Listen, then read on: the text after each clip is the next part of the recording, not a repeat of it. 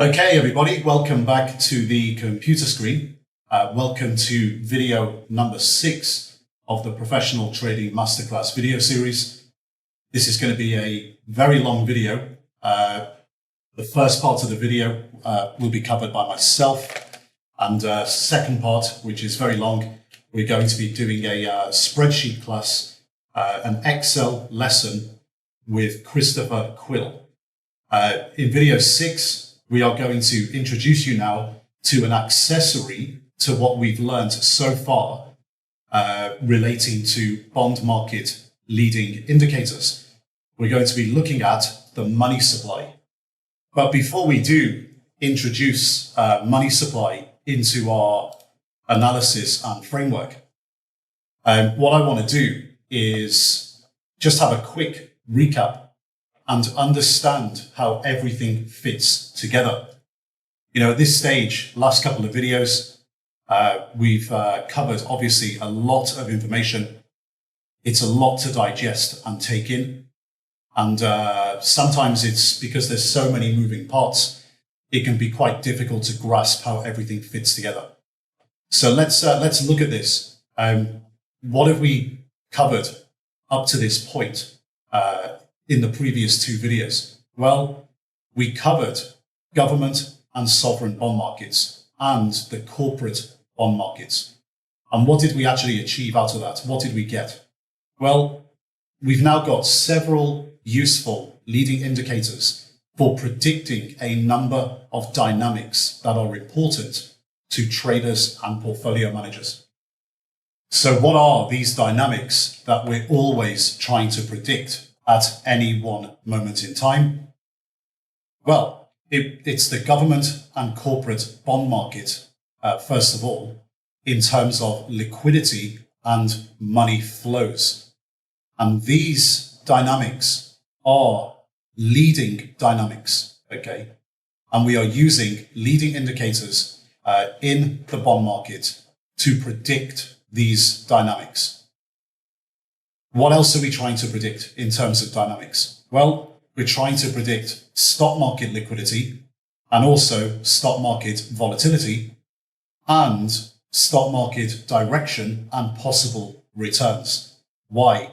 Because we want to form a macroeconomic view which essentially forms our portfolio bias. So, government and corporate bond market, liquidity and money flows, stock market liquidity and volatility, and stock market direction and possible returns are all leading dynamics that we are trying to predict. What are they leading? They are leading corporate earnings growth. So the corporate earnings outlook, that's our own expectation of the future growth of corporate earnings, and leading economic growth, so leading GDP. So both stock market corporate earnings and GDP growth are both lagging dynamics. Now, as we are long-short equity portfolio managers, we are located in the stock market. We are not necessarily taking positions in bond market instruments. We are taking positions in the stock market, and we are expressing our portfolio bias via the stock market and stocks. So what we really care about here is stock market liquidity and volatility and stock market direction and possible returns. From the bond market, we get our leading indicators that predict these dynamics. We get leading indicators to predict dynamics that are leading corporate earnings and GDP growth. What were they? Well, we know what they are. Real interest rates, the yield curve, that's in the government bond market, and investment grade, high yield or junk spreads over the 10-year, that's in the corporate bond market. And we combine these leading indicators with a leading indicator in the stock market, which is stock market volatility, the S&P 500 VIX, which was covered in the IPLT video series. Now, we also mentioned and covered Fed outlook and policy. So what the Federal Reserve is doing. We discussed and covered that these leading indicators, they are always being monitored by the Federal Reserve as indicators of expected economic growth. The Fed itself has a self-mandated target for annual inflation and unemployment in the US economy. This is what's called the dual mandate. And at the time of writing, which is 2021, or at the time of recording, the Fed's official target for inflation is 2%, with an expected real GDP growth rate of 3.3% in 2022 and 2.2% in 2023. Now, we also learned that the Fed intentionally intervenes in the money markets to manipulate the supply of funds via both conventional and non-conventional methods, okay?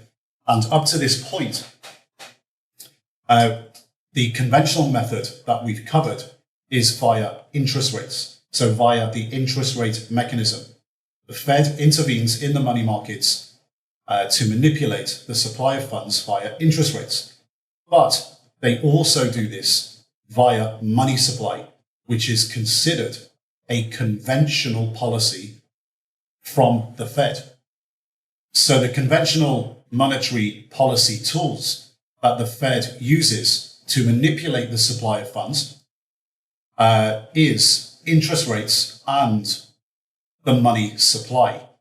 Non-conventional means, so non-conventional tools that the Fed uses would be things like asset purchase programs.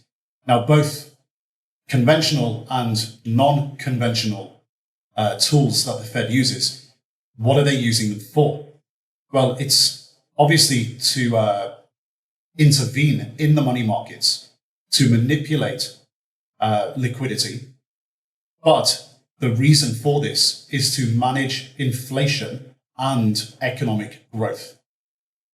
So at this stage, we bring in the money supply as a conventional tool, and we have to understand the money supply as a conventional tool used by the Fed. But what we also do is we add the Fed's actions, what the Fed is doing with their policy. We add the Fed actions into our dynamics predictor list. So we add it to the predictor list where we had previously government and corporate bond liquidity and money flows, stock market liquidity and volatility, direction and possible returns of the stock market. We add the Federal Reserve policy and outlook to our dynamics predictor list. Why? Because the Fed is looking at what we look at. Now, how the Fed behaves with these tools can both be leading and lagging as a dynamic. Why? Because the Fed, when they're looking at the same stuff we're looking at, they can strike preemptively. They can take measures very quickly and timely in order to prevent economic issues, okay? Or they can actually sit back and they can react later to economic situations. So what would be an example of the Fed having a preemptive policy response? Well, if they are looking at, for example, in the government and corporate bond market, and they're seeing the beginning of some stresses appearing, what they may do is use either conventional or non-conventional tools to actually prevent further stresses occurring. That would be a very quick and timely response. What would be an example of a lagging or reactive policy measure? Well, that could be, for example, on the flip side. So let's say we've had a very, very long period of strong economic growth. We've been in a very long expansionary phase with high levels of inflation, for example. Well, a Fed lagging response could be to actually leave it a very long time and allow the expansion to keep going and keep interest rates low, keep money supply ticking over and high, and not raise interest rates in response to inflation, for example, potentially getting out of control. So they may be happy to sit back and allow inflation and economic growth to continue for a long time and not have a policy response of higher interest rates, but allow higher interest rate policy to lag by a fairly long period of time. Another example of lagging or reactive policy from the Fed may be in response to some sort of exogenous shock. So, for example, like COVID in 2020, when we have an immediate liquidity crisis that was pretty much unforeseen or unexpected, and the Fed comes in with both conventional and non-conventional means and takes huge action in reaction to the exogenous event. So, of course, we as traders and portfolio managers are always trying to stay on top via our leading indicators. We are always trying to stay on top of both government and corporate bond liquidity and money flows, on top of stock market liquidity, stock market volatility, and the direction and possible returns of the stock market using our leading indicators. But we also have to introduce the dynamic in the predictor list of the Fed, because they are looking at the same stuff we are looking at, and they could enact a policy response that's either very timely and leading, so preemptive, or non-timely and lagging, reactive. So it is a dynamic that we have to be on top of. We must be on top of Fed policy and outlook, and also their intentions for both conventional and non-conventional monetary policy. At an absolute minimum, we have to be on top of a number of things. So the official interest rate, money supply growth. This is where money supply now fits in. Money supply is a conventional monetary tool used by the Fed. We have to be on top of what the Fed's target inflation rate is, what the Fed is expecting GDP growth to be going forward. We have to be on top of the FOMC, the Federal Open Market Committee meetings calendar for setting interest rates. These are the Fed meetings that are held 8 times a year to decide on the level of interest rates. We also need to be on top of Fed language for expected interest rate moves in the future. The bond market reacts to that, okay? The minutes of these meetings, of the Fed meetings, are released 3 weeks after interest rate policy decisions, and we need to be on top of the press conferences. So this is interest rates and conventional monetary policy outlook. We also have to be on top of the Fed's non-conventional policy, so the size and speed of asset purchase programs, and also the language for expected future changes in those asset purchase programs. These are non-conventional monetary policy tools. So at a minimum, we have to be on top of these things. The leading indicators and the dynamics that we're trying to predict with those leading indicators, they are being watched by the Fed as well. And Fed policy can change our view on the leading indicators and therefore our view on the dynamic predictors. If, for example, we are using our leading indicators to predict stock market direction and possible returns, and from our leading indicators, we become, for example, very bearish on the stock market, and we think to ourselves, we need to have a short portfolio bias. Well, guess what? The Fed is looking at the same things too, and a Fed policy response that's leading, so preemptive, a timely preemptive response can actually change those dynamics very quickly. So we have to be on top of these things, very obviously, as a dynamic. And on the flip side, if we're looking at our leading indicators and we're extremely bullish, we have a net long portfolio bias in our trading portfolio, and the market, the stock market, everything seems really good. Everything seems really strong. We're getting the right direction of positive, and the returns in the market are strong. What happens if we get overly bullish and then the Fed has some sort of reactive or even preemptive response to that, where inflation might be getting too high, expectations of economic growth are getting overheated or out of control, and the Fed has some sort of combination of conventional and non-conventional policy response. Well, our dynamic is going to change, okay? The leading indicators can be affected by that very quickly. The predictor list can change very quickly, and the Fed is responsible for those changes. So, in all scenarios here, at any one moment in time, we have to be on top of what the Fed is doing.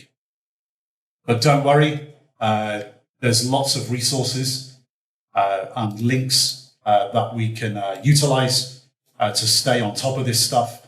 If you go to the downloads area underneath this video, you'll see a PDF that we've put together with a whole bunch of resources and links to help you out in the future in staying on top of Fed outlook and policy. Just as a reminder and a visual here, if you think back to the beginning of the video series when we were looking at the overall framework and understanding what we're trying to do here in terms of predicting GDP and how the S&P 500, the stock market, leads corporate earnings and leads GDP. Just a reminder as a visual of what we're trying to achieve here. So it's better for you or helpful for you to understand how everything fits in. So we're obviously using our leading indicators to predict stock market liquidity and volatility, direction and possible returns. And they are leading the lagging indicators, which are economic growth, the stock market corporate earnings that are reported every quarter. So the same as GDP, which is reported every quarter. But these two indicators are lagging, and also inflation is lagging as well. Those indicators are telling you what happened in the past, but the stock market trades every day, okay? So we are utilizing the stock market and stocks to predict the direction and possible returns of the stock market that are leading economic growth and corporate earnings by around 6 months from our view of the leading indicators and also from Fed policy and outlook. From this, we are achieving our portfolio bias of either being net long, net short, or neutral in our portfolio. So now that we've got a better understanding of how everything fits in terms of our list of dynamic predictors and also leading indicators, and where, for example, Fed policy and outlook fits in, we can now add our second conventional monetary policy tool, M2 money supply. So we're bringing in money supply as a leading indicator, but more defined as an accessory leading indicator alongside our leading indicators that we've looked at so far. So real interest rates in the yield curve in the government bond market, investment grade and high yield or junk spreads over the 10-year, so in the corporate bond market, and the S&P 500 VIX index, which was in the IPLT video series for predicting stock market volatility. So M2 money supply we're bringing in now as an accessory leading indicator. And really, it's an accessory leading indicator because over the years, money supply growth, which is the important factor that we're looking at, money supply growth and the changing dynamic of the monetary mechanism, and specifically the velocity of money. So how quickly money makes its way through the economy. That's changed in terms of strength and predictability with leading economic growth over time. Okay. So it's quite difficult to draw very meaningful conclusions in terms of correlations between money supply growth and economic growth and stock market returns. But there is a very, very good way of looking at money supply growth in that it is a conventional Federal Reserve monetary policy tool that is still utilized very actively by the Fed. And the best way to understand it is to think of it in terms of liquidity and the intentions of the Federal Reserve. So we can use money supply growth, M2 money supply growth, as, if you like, a confirmation indicator, even though it's really defined as a leading indicator in that money supply does lead economic growth to varying degrees throughout history. As traders and PMs, what we want to be doing is using it as an accessory, as a confirmation indicator, so a confirming leading indicator of Fed policy. So, for example, in a period of expansion where Fed policy in our other leading indicator space is in an easing bias, where we have lower interest rates, short end of the yield curve is being manipulated in some way by a conventional or non-conventional means. A normal yield curve exists. The corporate bond market is looking healthy, but we look at, for example, M2 money supply, and we see the Fed reducing money supply. This would be at odds to what we're seeing in the government and corporate bond markets. And this might raise some questions from traders and PMs that the Fed may actually be tapering. Now, look at it on the other side, on the flip side. What would happen, for example, if we were in an expansionary phase and we saw the Fed starting to print more money in terms of M2 money supply growth? So we start seeing abnormal activity from the Fed. Well, it might mean that they're seeing something that we've not seen, and that could be quite worrying.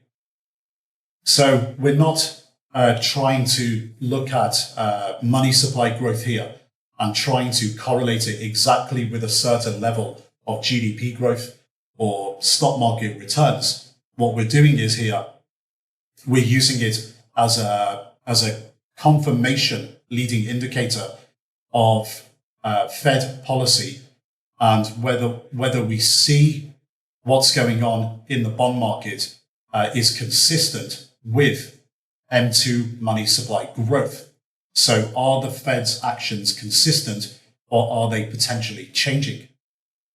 Now, Chris Quill is going to teach you all about M2 money supply growth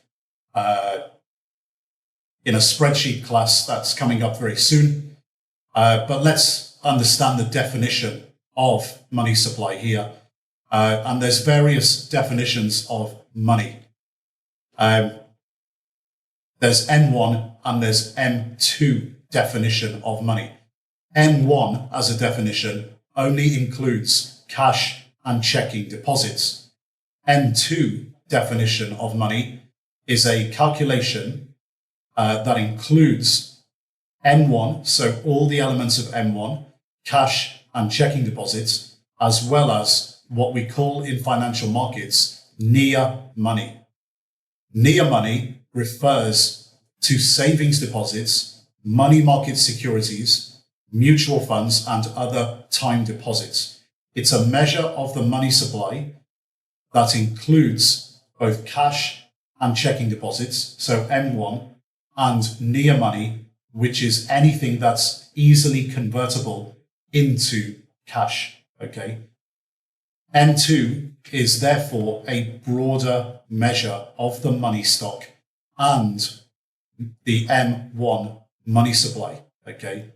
M2 and M2 growth is an accessory leading indicator to future inflation and liquidity in the economy, and as a target of central bank monetary policy. So what are we doing as traders and PMs? We are looking at money supply growth, utilizing the M2 definition of cash and checking deposits, M1, plus near money as an accessory leading indicator to future inflation in the economy and liquidity in both the economy and financial markets, and of course, as a tool that's used by the Federal Reserve, who are using it as a tool to manipulate liquidity and inflation in the economy. And from that, we are drawing conclusions of either confirmation or denial of what's occurring in bond markets when we're looking at our other leading indicators and Fed policy in both the government and corporate bond markets. Now, the data set for the M2 money stock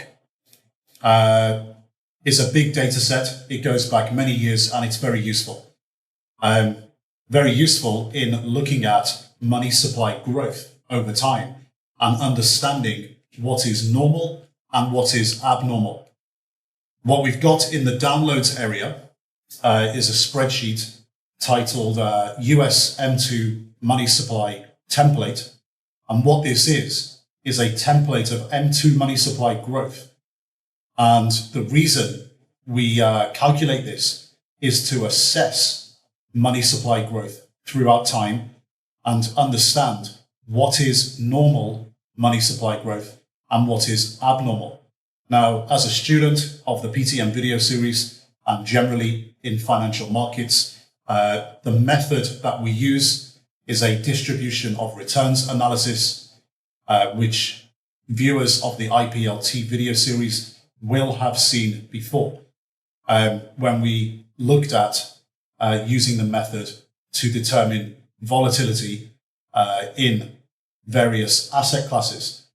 As a student of PTM and of financial markets in general, you have to practice using the distribution of returns analysis, because it can be applied to many situations in financial markets. And in this situation, we can apply exactly the same method to measuring M2 money supply growth.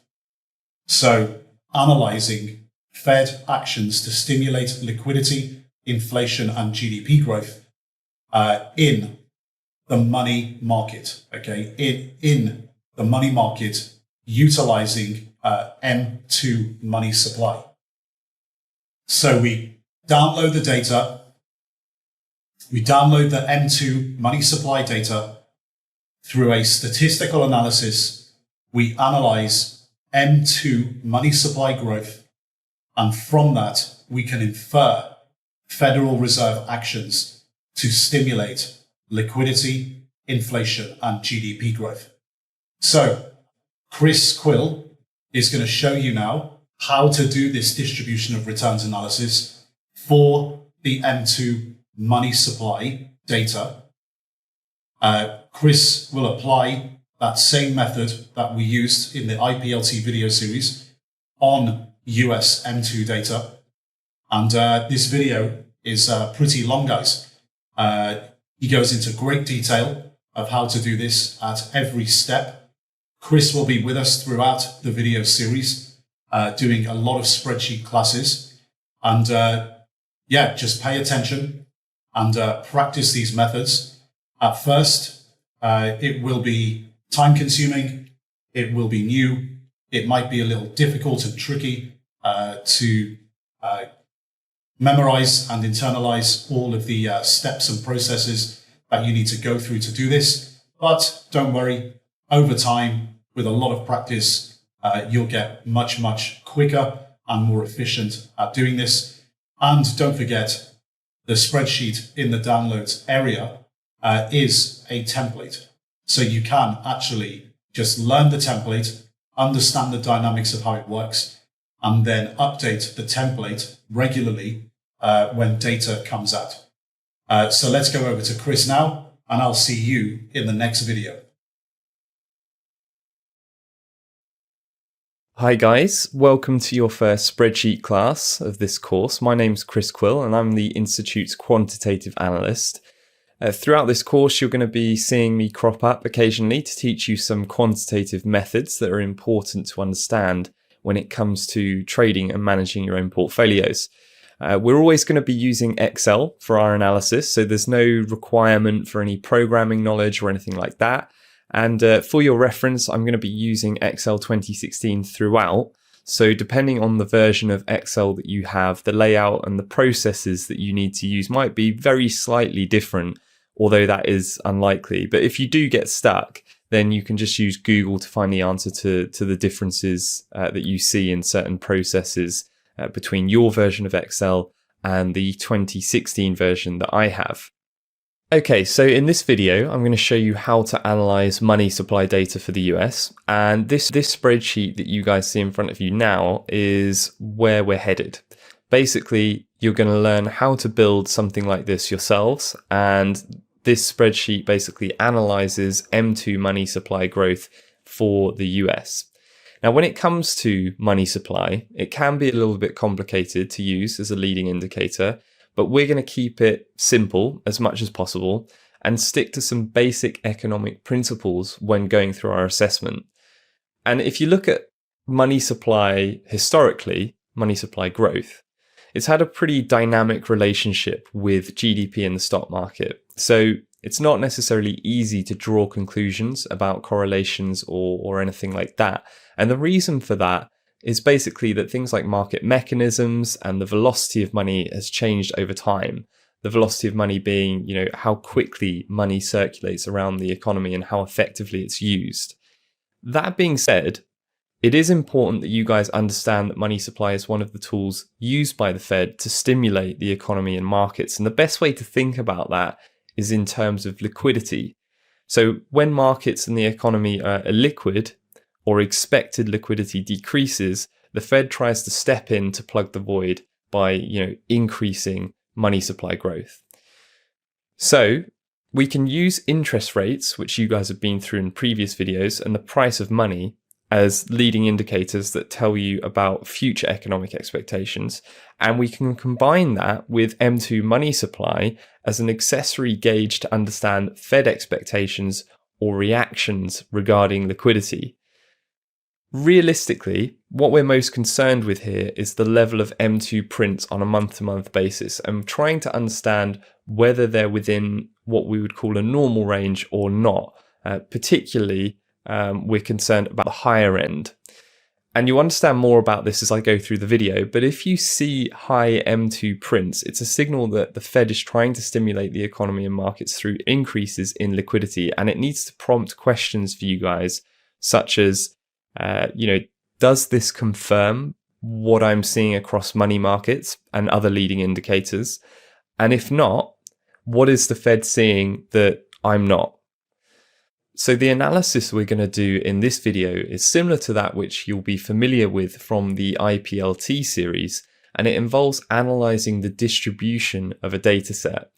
Now, in the Introduction to Professional Level Trading Masterclass, we did this for various financial assets to understand risk, opportunity, and volatility on a historical basis. Here, what we're going to do is carry out something similar for M2 money supply data in order to understand and look out for abnormal changes in the data. For those of you guys who have done the IPLT course already, you've got a bit of a head start here, but there will be plenty of new concepts introduced in this video as well. For the rest of you that haven't, I strongly recommend going through that process in the Introduction to Professional Level Trading Masterclass course. Not only does the IPLT act as a solid foundation for everything we cover in this video series, but particularly with the distribution of returns videos, it's very important for you to understand how and why you should carry out that analysis for financial assets, because it sets the scene for your entire trading process. As a brief outline of what we're going to cover in this video, basically I'm going to show you how to gather M2 money supply data for the US and build out an analysis for that data in Excel, like you can see here. We'll look at how to define and identify what constitutes abnormal growth in the money supply and draw some conclusions as to what that means, some of which I've already touched on. Finally, I'll show you a template spreadsheet which is accessible in the downloads area for this video. That's actually what we're looking at here at the moment. And that will save you a lot of time in Excel since it updates all the analysis automatically whenever you add in new data. That being said, it's still very important that you guys know how to do all of this from scratch so that you understand how all the calculations work, what they're useful for, and what their limitations are. So we've got a lot to cover in this video. Get yourselves a coffee, strap in, and let's get started. Now, with any data analysis problem, the first stage is always outlining our aim, figuring out what data we need, and then getting hold of that data. So our aim here is to analyze changes in the US M2 money supply on the basis that from our economic understanding, we think large increases are aimed at stimulating the economy and financial markets through a provision of liquidity, whether that be on a preemptive basis or through reactive decisions from the Fed. We want to be able to see when these increases happen and calculate what constitutes large or abnormal changes. So the data we're going to be using for this analysis is nominal seasonally adjusted monthly M2 money supply data from the Federal Reserve, which includes cash, checking deposits, and other liquid, easily convertible assets. To find this data, we just need to navigate to the Federal Reserve Economic Database website. So in my web browser here, I've just navigated to the URL fred.stlouisfed.org. That is the Federal Reserve Economic Database website. And from here, we can just search for whatever we want in this search bar to find the data that we need. So I'm just going to put in this search bar M2 and then click the search icon on the right-hand side. You can also press enter. And once you do that, the website will return a list of data series that are relevant to your search term. You can see from the third option here, we've got M2 money stock. That's billions of dollars, measured in billions of dollars. It's weekly and non-seasonally adjusted, and it goes back to 1980. You'll also see a link below that option for 2 other formats of this data series. So if we click on that, we can see that there's 2 monthly series available here, again in billions of dollars. One is seasonally adjusted and one is not, and they both go back to 1959.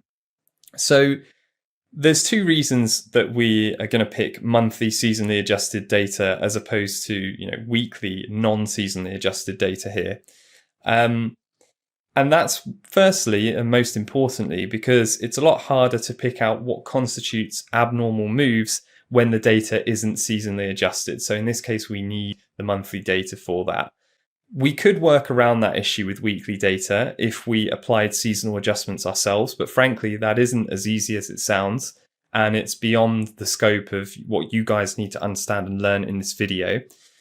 So that's why the first reason why the monthly series makes sense. The second one is that we've got a lot longer data series to take advantage of here. It goes back to 1959, so we've got more data to look at and understand what makes a move, a certain percentage change in the data, abnormal or not. So we can just click on that link for the monthly seasonally adjusted data. It then takes us to a new page for that data series, and you can see it's plotted on a chart here. And you can edit the chart or edit the length of the series, but by default, it's going to show you the entire history. And we don't want to make any clever changes to this data. We just want to download the series as is. So we can just go to the download button at the top right-hand side there, click that and download this data to Excel. What you'll do then, or what the website does then, is downloads this data to your PC in Excel format. You can see on my screen here, that's created a link to this Excel sheet that it's downloaded in the bottom left. I'm using Google Chrome as my web browser on a Windows PC, so that's just the way that I can quickly open links to newly downloaded files. For you guys, it might be different. It might be in your downloads folder or whatever. It doesn't really matter. You just need to navigate to that file and open it. When you open the file, you might see a protected view warning at the top in a yellow bar. You can just ignore that and click on Enable Editing. And if we take a look at the data that we've got here, what you can see is we've got dates in ascending order in column A, so running down the column, and we've got the corresponding monthly M2 values in column B to all of the dates that we observe in column A. Okay, so now we have this M2 data. We can tidy up the spreadsheet a little bit by deleting unnecessary cells, renaming our columns, and also adjusting the format of our dates. What I'm going to start with is renaming our column for our M2 monthly data. You can see at the moment in cell B11, we have a title here that is M2SL. That is pretty meaningless to us at the moment. What I think is a much better title is the one that we see in cell B8. So what I'm going to do is copy this title from cell B8 down to cell B11. To do that, you can either select the cell and then right click within the selection and go to copy, and then do the same for pasting it into cell B11, or you can just select cell B8, press Ctrl C on the keyboard as I've just done there, and then select B11 and press Ctrl V on the keyboard. Okay, so now we've got a suitable date for our M2 monthly data that we can see in cell B11 there. What I now want to do is delete all of the rows from row 1 to 10 because they're pretty unnecessary for us. We just want our column titles and all the data below. So basically everything we see in row 11 and beyond.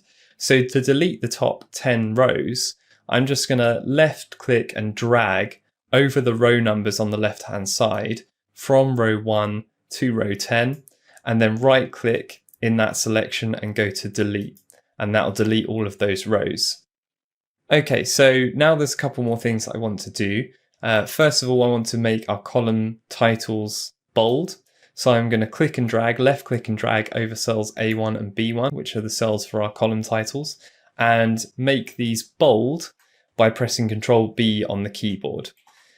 You can also do this by navigating to the Home tab on the ribbon and just clicking on this bold button here. I just find the keyboard shortcuts a little bit easier, and they'll be useful for you guys to learn as well.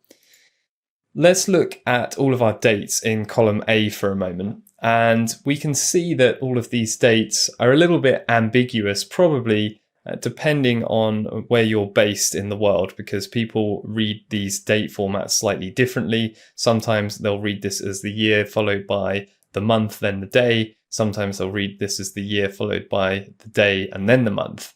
So to clear up any ambiguity, I'm going to change the format of all the dates that we see in column A. And I'm going to do that by left clicking the column letter at the top, so column A, and then right clicking in that selection and going to format cells. So we're going to format all of the dates that we observe in column A here. So in this format cells dialog box, I'm going to go to custom as a category and then overwrite the type as general and overwrite it instead with the following format: DD hyphen or dash MMM dash YY. And when I press OK, you'll see what that does to the date formats in that column. We've now quite clearly got the day, followed by the month, followed by the year. And we can see from these observations that the data is on a monthly basis, and it's observed on the first of every month.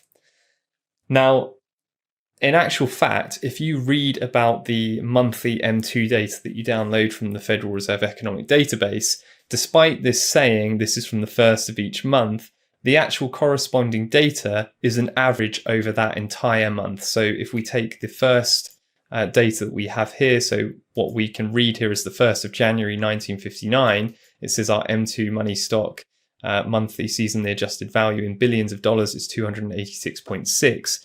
In actual fact, that is the average value over the entire month of January in 1959. It doesn't really affect things for our analysis, but I just wanted to point that out to you guys.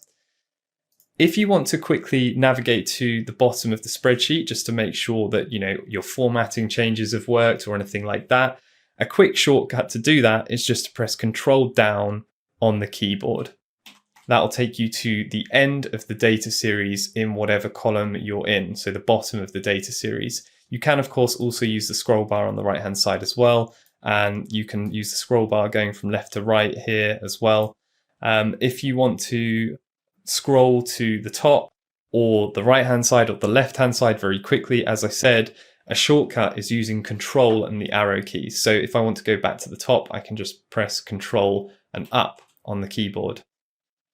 A final change that I want to make to our headings here is just to wrap the text. At the moment, you can see in cell B1, our column heading is quite long, so it goes outside the bounds of that cell. I just want to wrap this text so that instead of going outside the bounds of the cell, it just goes down rows and stays within the cell borders. I'll show you what I mean in a second. So let me left click and select cells A1 and B1. And then within the Home tab, click on Wrap Text.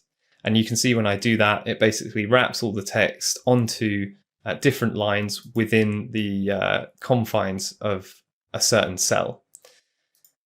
Okay, now we've made some changes. I want to make sure that this file is saved somewhere on my PC so that I can access this analysis whenever I wish.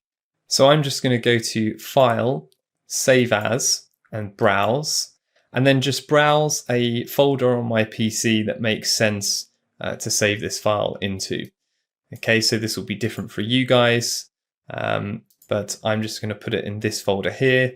I suggest you make sure that you save the file type as an XLSX, Excel workbook, and make it a sensible file name. So I'm just going to put in US M2 analysis here.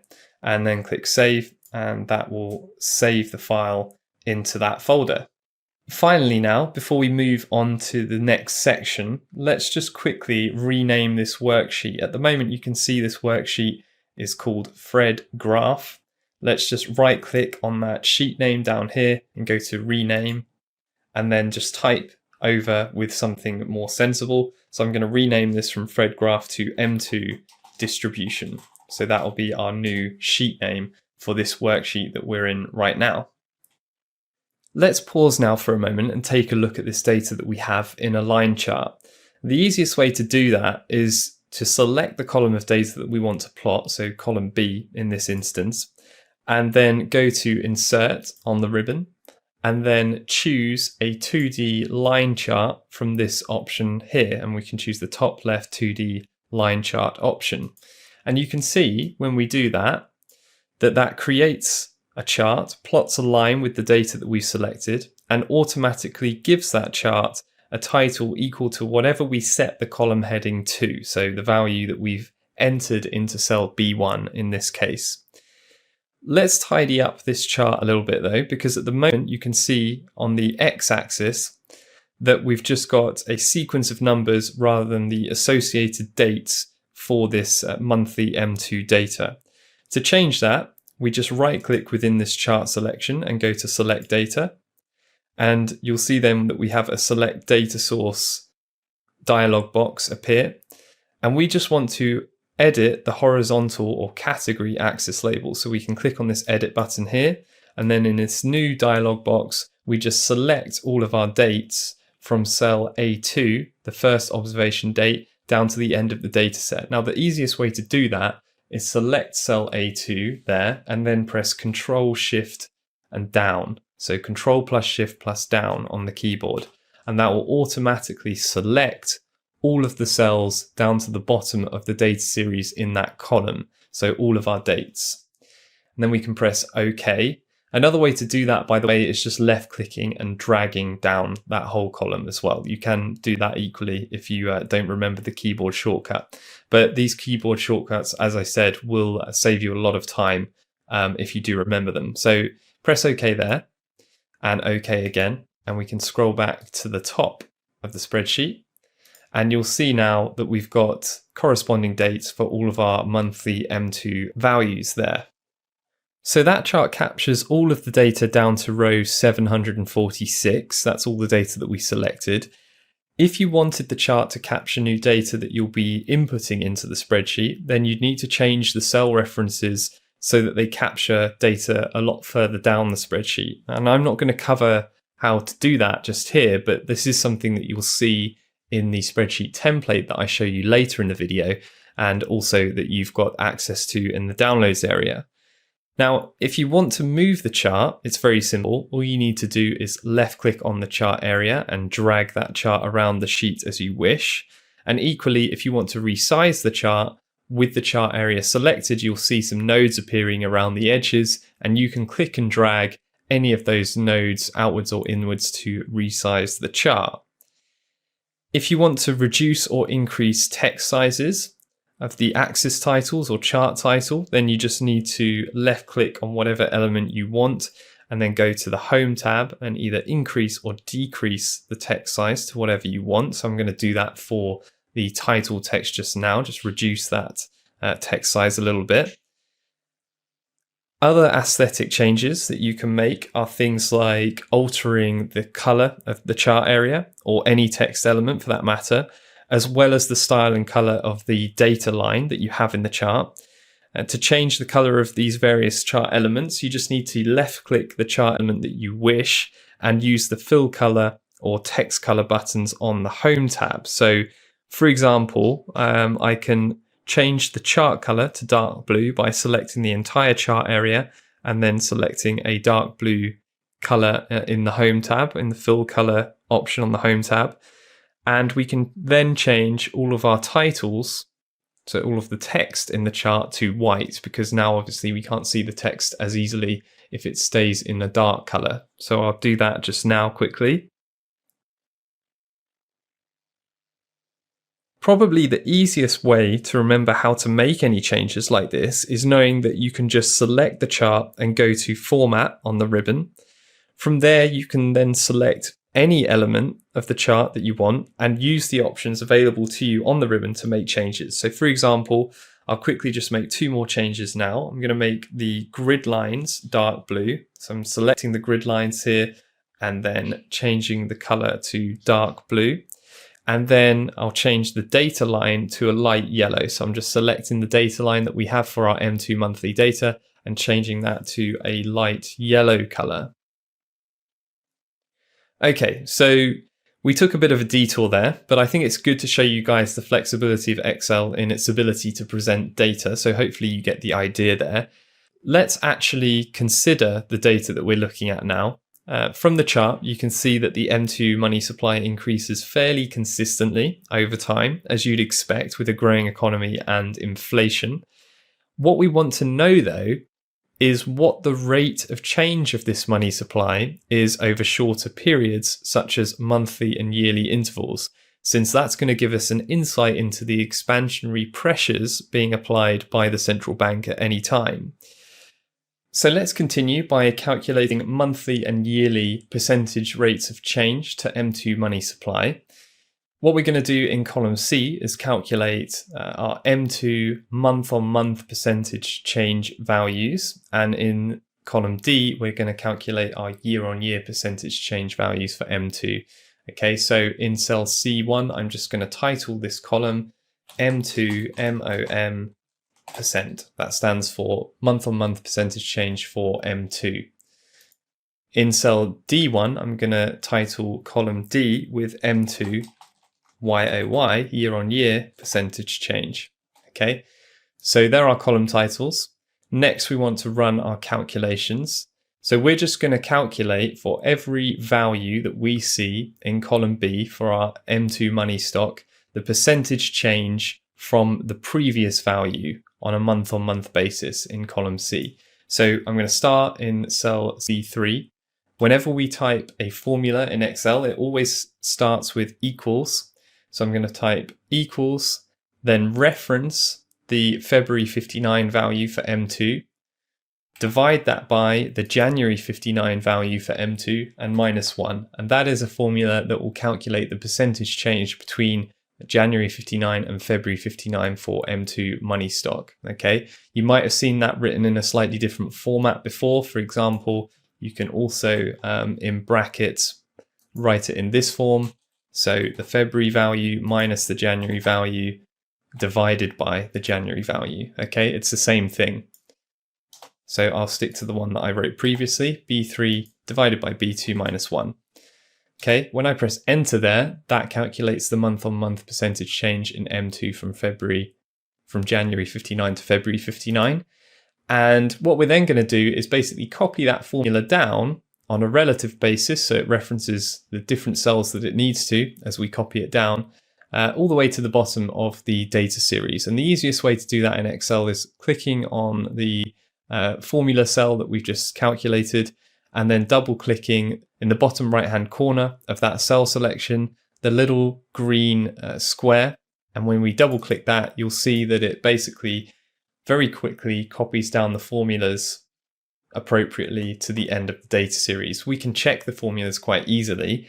If we go to the bottom of the data series and just double click into this final cell here, cell C746, you'll see that it's still using the right formula to calculate month-on-month percentage change. So in this case, it's calculating the percentage change between December 2020 and January 2021.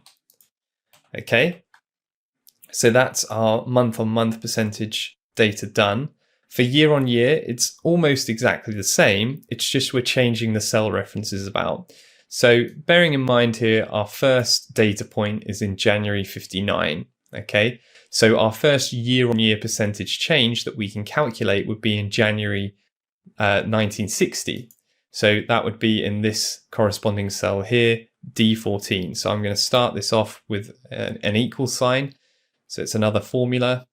And we're just going to calculate the percentage change between the value we see for M2 on January 1960 divided by the value we see for January 1959 minus 1. Okay, that's our year-on-year percentage change, and we can copy that formula down in exactly the same way to the end of the sheet, and we can check it and see that it's still referencing the right cells.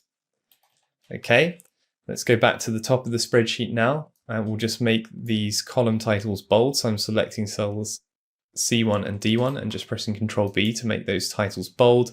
And then I'm going to select the entirety of columns C and D and format all the values, the numbers that we see in these columns, to percentages to 2 decimal places, because at the moment they're all in decimal formats. So I'm left clicking and dragging over the column letters C and D to select the entire columns, right clicking in the selection, going to format cells.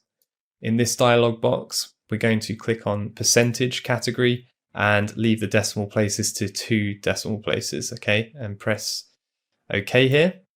And then you'll see that all of those decimals have been reformatted to display themselves as percentages. What we can also do now is just very quickly change the width of these columns because they are unnecessarily wide at the moment. Quite a quick way to do that is just by left clicking and dragging the intersection between columns to make them wider or narrower.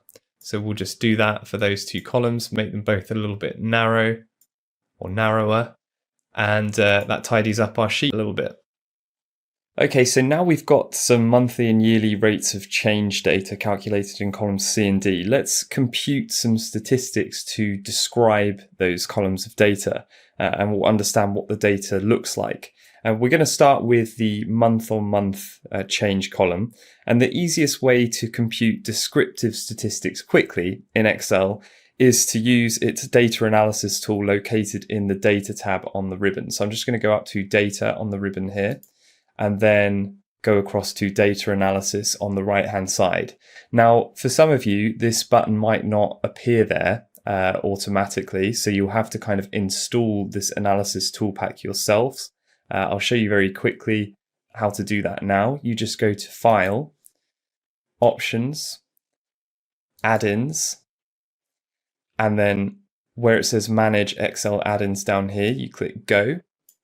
And you just need to make sure that you've got these 2 checkboxes ticked here, Analysis Toolpack and Analysis Toolpack VBA, and press OK. Once you've done that, you should see data analysis, the data analysis button appear on the right hand side of the ribbon within the data tab, and you can then use that to calculate descriptive statistics as follows. So if we click on that button, you'll see a dialog box that appears, a data analysis dialog box, which gives us a number of different options. We're going to choose the descriptive statistics analysis tool and press OK. What we're then going to do is choose the range of data that we want to calculate descriptive statistics for. Now remember, I said this is going to be for our month-on-month change data. So what I'm going to do here is basically select cell C2 within this input range box, and then press Ctrl Shift and down on the keyboard to select all of the data in that column. So I actually had to press Ctrl Shift and down twice there to get to the end of the data. And you can see that it's now put in the input range of C2 to C746. That's all the data that we need. We want to then click and select our output range.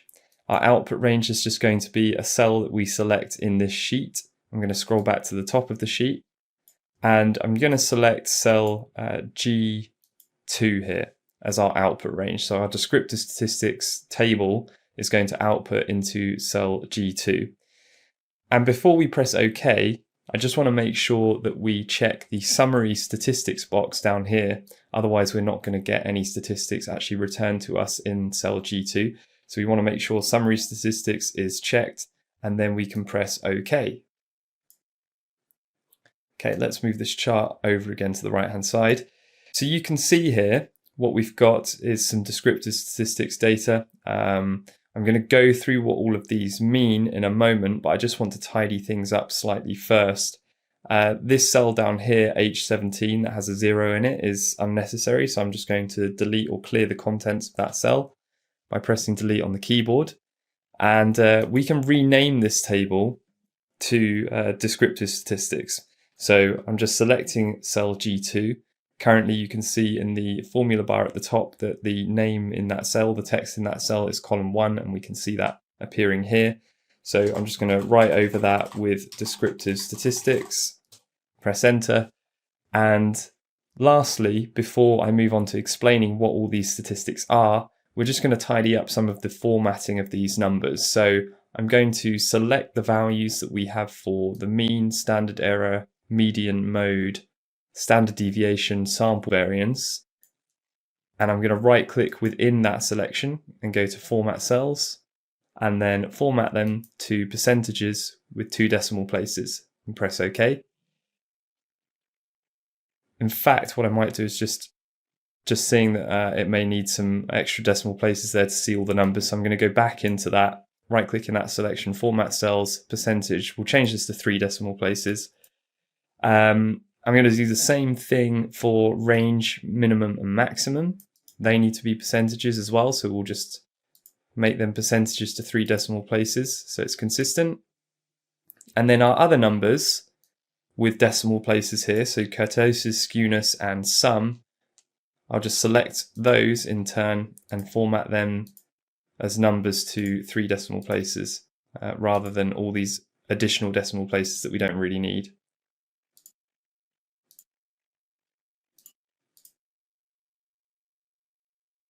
Okay, so we've got our summary statistics calculated now and tidied up. So we've reformatted them a little bit so we can see the values more clearly. And let me describe what some of these statistics actually mean now. And I'm going to start with what we call the measures of centrality.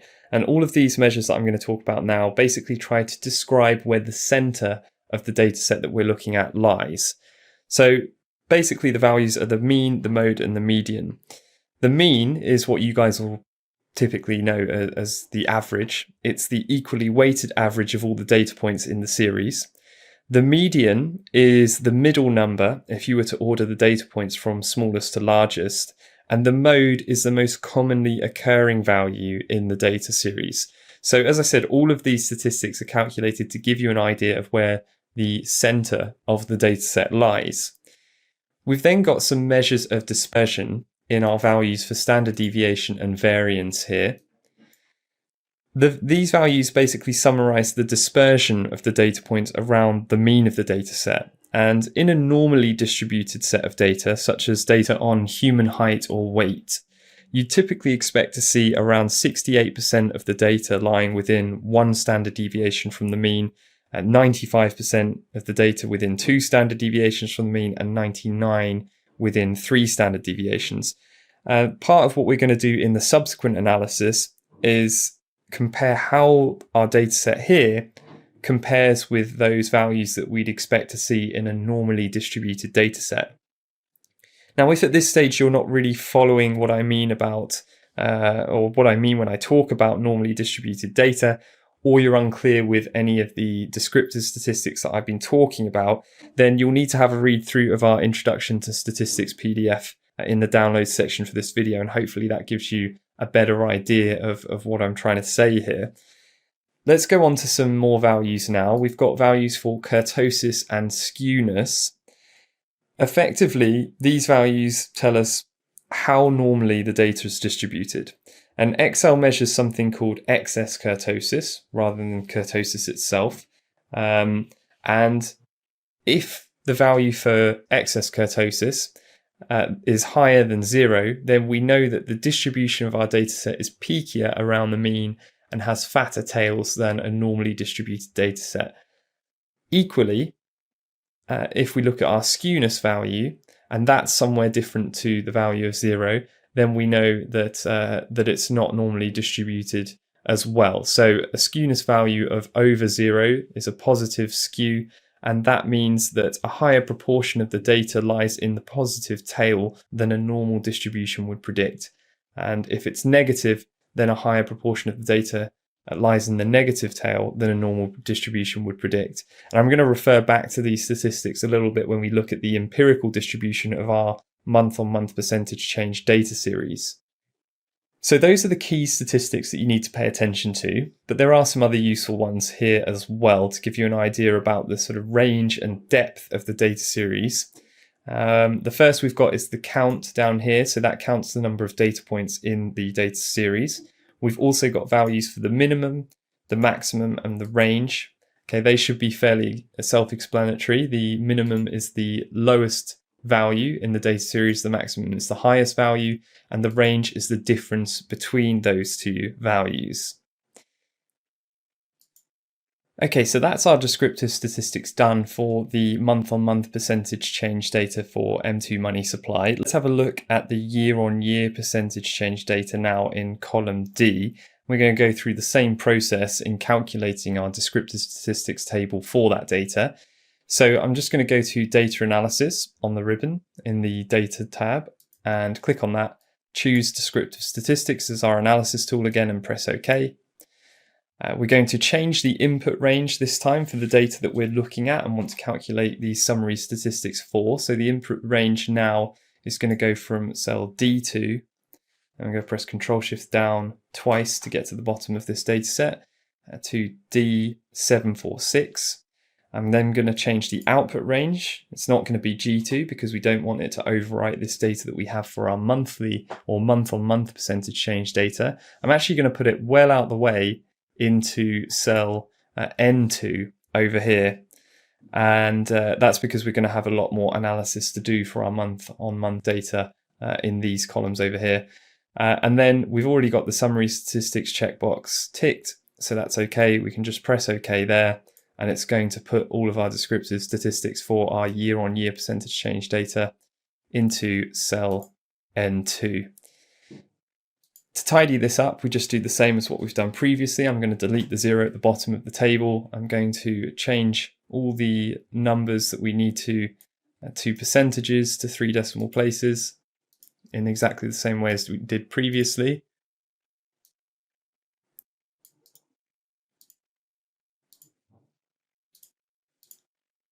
And also for our values that we're keeping as decimals, but to less decimal places than they already show.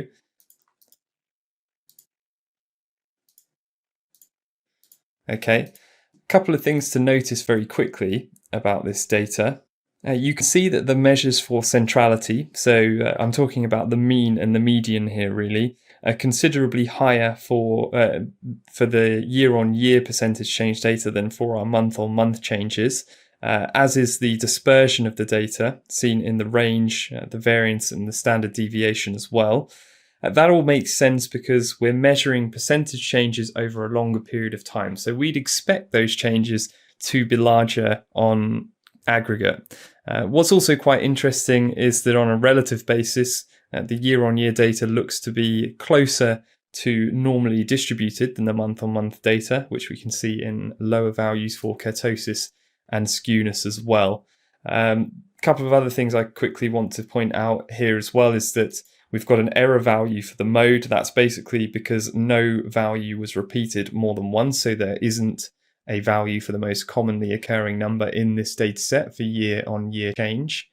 And also the count is lower. Okay, 733 versus 744. That's because we can't calculate year-on-year percentage change for as many data points as we can month-on-month percentage change for obvious reasons. So that's why there's a lower count there.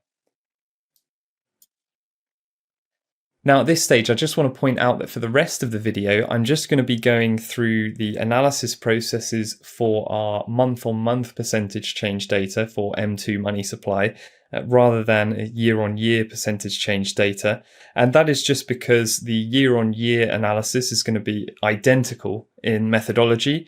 And I'm going to include that in the template file for you guys as well, which you can download, and I'll also show you later in the video. So basically the process for analyzing both the year-on-year percentage change data and month-on-month percentage change data is exactly the same. So I don't think it's worth going over it twice, because for one, it doesn't cover any new material. Secondly, it's going to take quite a lot of extra time if we did. And thirdly, you guys are going to have access to all of that analysis anyway in the template download. So what we're going to do next is try to build a better picture about how our month-on-month data is distributed and answer some questions such as, what the proportion is of data that lies within certain ranges. So for example, what proportion of month-on-month percentage change data has a value between 1% and -1%. To do that, what I'm going to do is create what's called a histogram table and chart. That's going to look at the monthly rates of change in M2 money supply, and that'll help us understand what normal and abnormal rates of change are given the entire historical data set that we're looking at. Now, to generate histogram data, we're going to need to count the number of data points that lie within certain ranges, as I said. And to do this, we're going to have to create intervals to count the data points in between. So for example, for our monthly data, I'm going to set intervals that start from minus 0.8% and increase in increments of 0.15% all the way up to 1.9%. Then we'll calculate the number of M2 month-on-month percentage change data points that lie within or between each of those intervals. And that data can then be plotted in a chart and also sort of counted in a table, and we can look at its empirical distribution. Now, if you guys are wondering how I came up with those interval values that I just mentioned before, it's basically just because I've already looked at the distribution, so I know what's reasonable for this data series. If you guys are carrying out distribution analysis for other sets of data yourselves, then I suggest when you're creating intervals, you take into consideration the mean of the data set, the standard deviation, and the range of the data, which is why we've gone over, or part of the reason why we've gone over those descriptive statistics first. And that should give you a good idea of the intervals that you should set to make sure that you visually can capture all of the data properly. Okay, so I'm going to start entering the intervals that we want for this month-on-month data now, starting in cell C18. So if you remember the first interval that I said that we're going to use, or the lowest interval, is going to be minus 0.8%. Okay, that is as a decimal minus 0.008. So I'm putting that in cell G18. And then the next interval, if you remember, I said we're going to increase the intervals in increments of 0.15%. So the next interval would be minus 0.0065 as a decimal, and that's an increase of 0.15% as an increment. Now, you'll remember before we've talked about copying formulas down and across in Excel, but what you can also do is copy down and across patterns.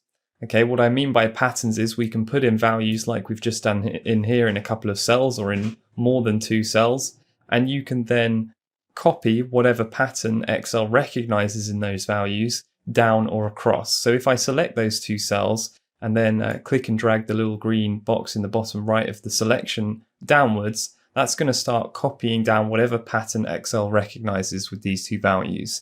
And basically in this case, it's going to recognize the pattern which is a difference between the 2 values. So it's recognizing the incremental increase of 0.15%. So I can just drag that down until we get to plus 1.9%, or in decimal 0.019. You can see that next to my cursor at the moment, and that will be in cell B36. So that's a really easy way to copy down constant incremental changes in decimal values. Okay, so let's head that column with intervals in cell G17. And now what we can do is use Excel's data analysis tool as we did before, but this time to count the number of data points that lie between all of these intervals that we've just created. So what I'm going to do is within the data tab on the ribbon, go to data analysis again. This time I'm going to go to histogram and press OK. And our input range for the histogram is going to be all our original data set, so our month-on-month percentage change data set. So I'm just going to select from cell C2, Control-Shift down to make sure I go to the bottom of the data. So C2 to C746 in the input range. The output range, I'm going to select by clicking inside this box here. Scroll back to the top of the sheet. The output range, I'm going to make H17. And we also need to remember to set our bin range. Now our bin range is basically our range of intervals that we're going to use. So if we select this bin range box here, and then inside that box, we basically click and drag over the cell references for our intervals. So that would be G18 to G36. We're then ready to go. We can press OK. And when you do that, you'll see that it's created a table with all of our bins, which is our intervals. Okay, they're called bins because it's almost like buckets, so ranges it's referring to.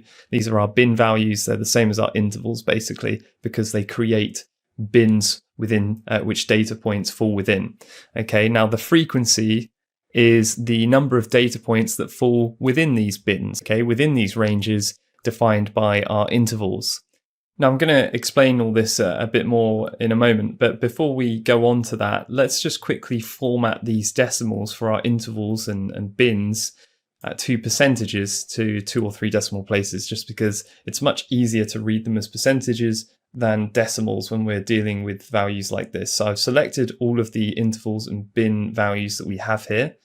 I'm going to right click within the selection, go to format cells, and then just format them as percentages to 3 decimal places.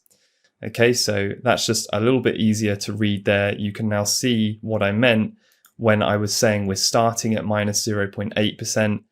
We're going up in intervals of 0.15% until we get to a maximum of 1.9%. Okay, and all of those intervals then define these ranges. So if we take a look at the frequency column here, let's start at the top. What this is basically telling us is that there's no data points in our month-on-month percentage change data set that have a value of less than minus 0.8%. If we follow on from that, we can also see that there's no observations that lie between 0.8% or minus 0.8% and minus 0.65%. Continuing with that logic, you can see the amount of data points that lie within the ranges defined by the intervals. So if we go on to the next one, there's one data point that is in between the value of minus 0.65% and minus 0.5% and so on. Okay. And then roughly somewhere in the middle of the data set, for example, there's 146 data points that lie between plus 0.4% and plus 0.55%. So basically 146 times out of all of the historical months that we have for our M2 money supply, the month-on-month percentage change has been between 0.4% and 0.55%. Okay, that's what that's saying. At the beginning, or the first range defined by these intervals is less than the lowest value that we see. And the last range that we have down here, so where there's 9 data points, refers to more than or greater than the highest interval that we have set of 1.9%.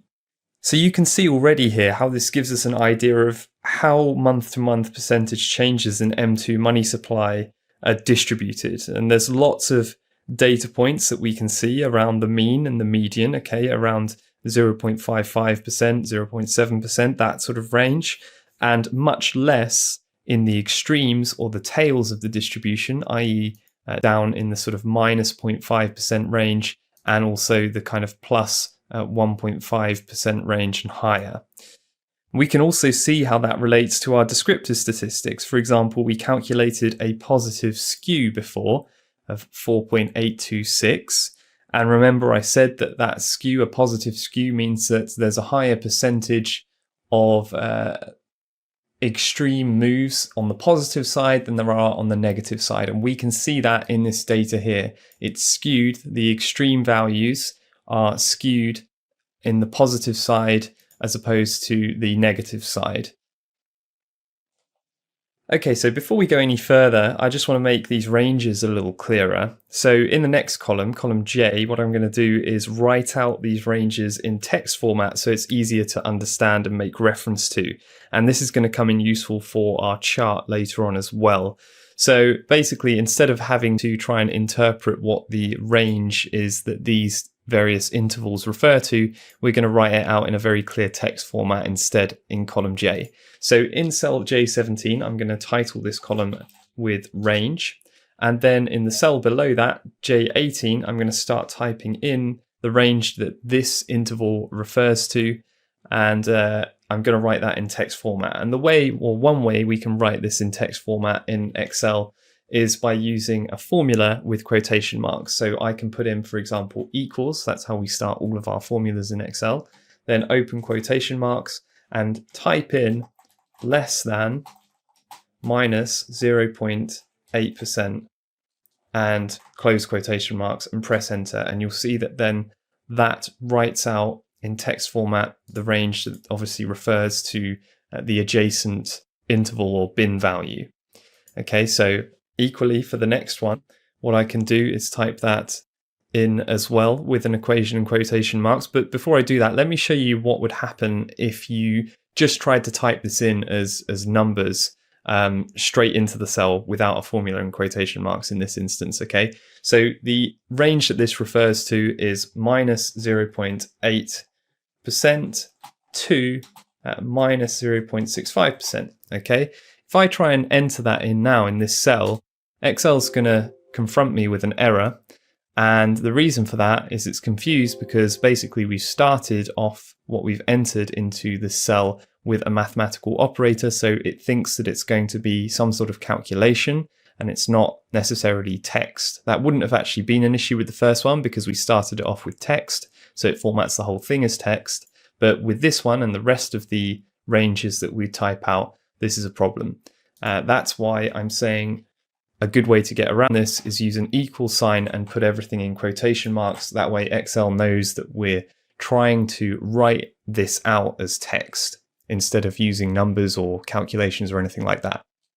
Okay, so you guys get the idea. I'm just going to go ahead now and write out all of these ranges in that same format so that we've got a good list of text ranges that's really easy for us to refer to.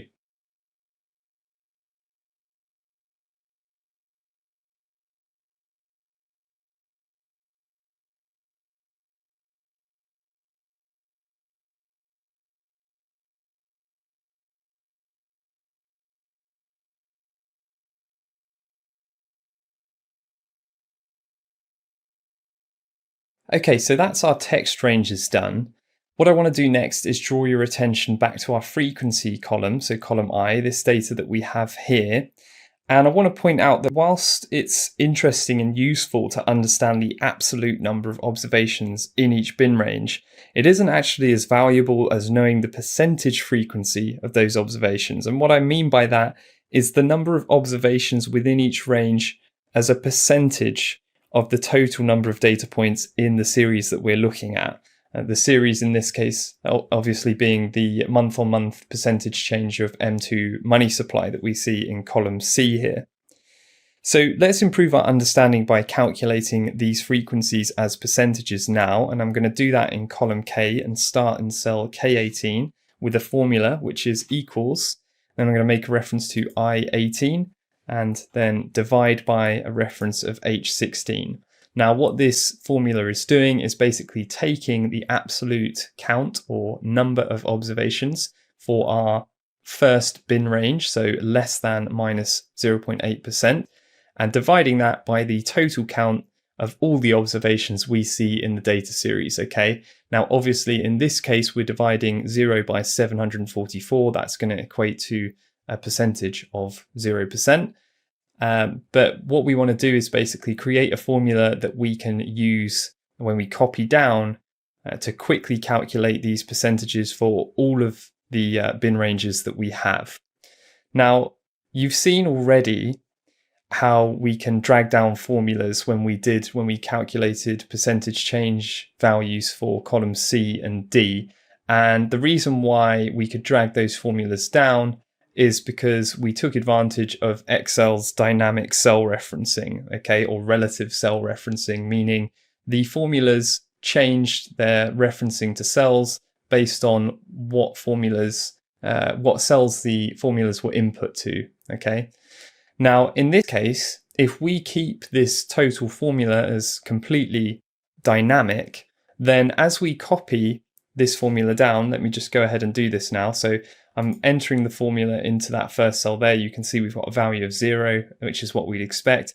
As I copy these formulas down, you'll see that these values don't make any sense. The reason that they don't is, for example, if we look at this second one here that has a value error, it now references the absolute frequency for our second bin range, which is correct, I19, but it divides it by the value that we see in H17, which doesn't make any sense. That's the title of our bin column.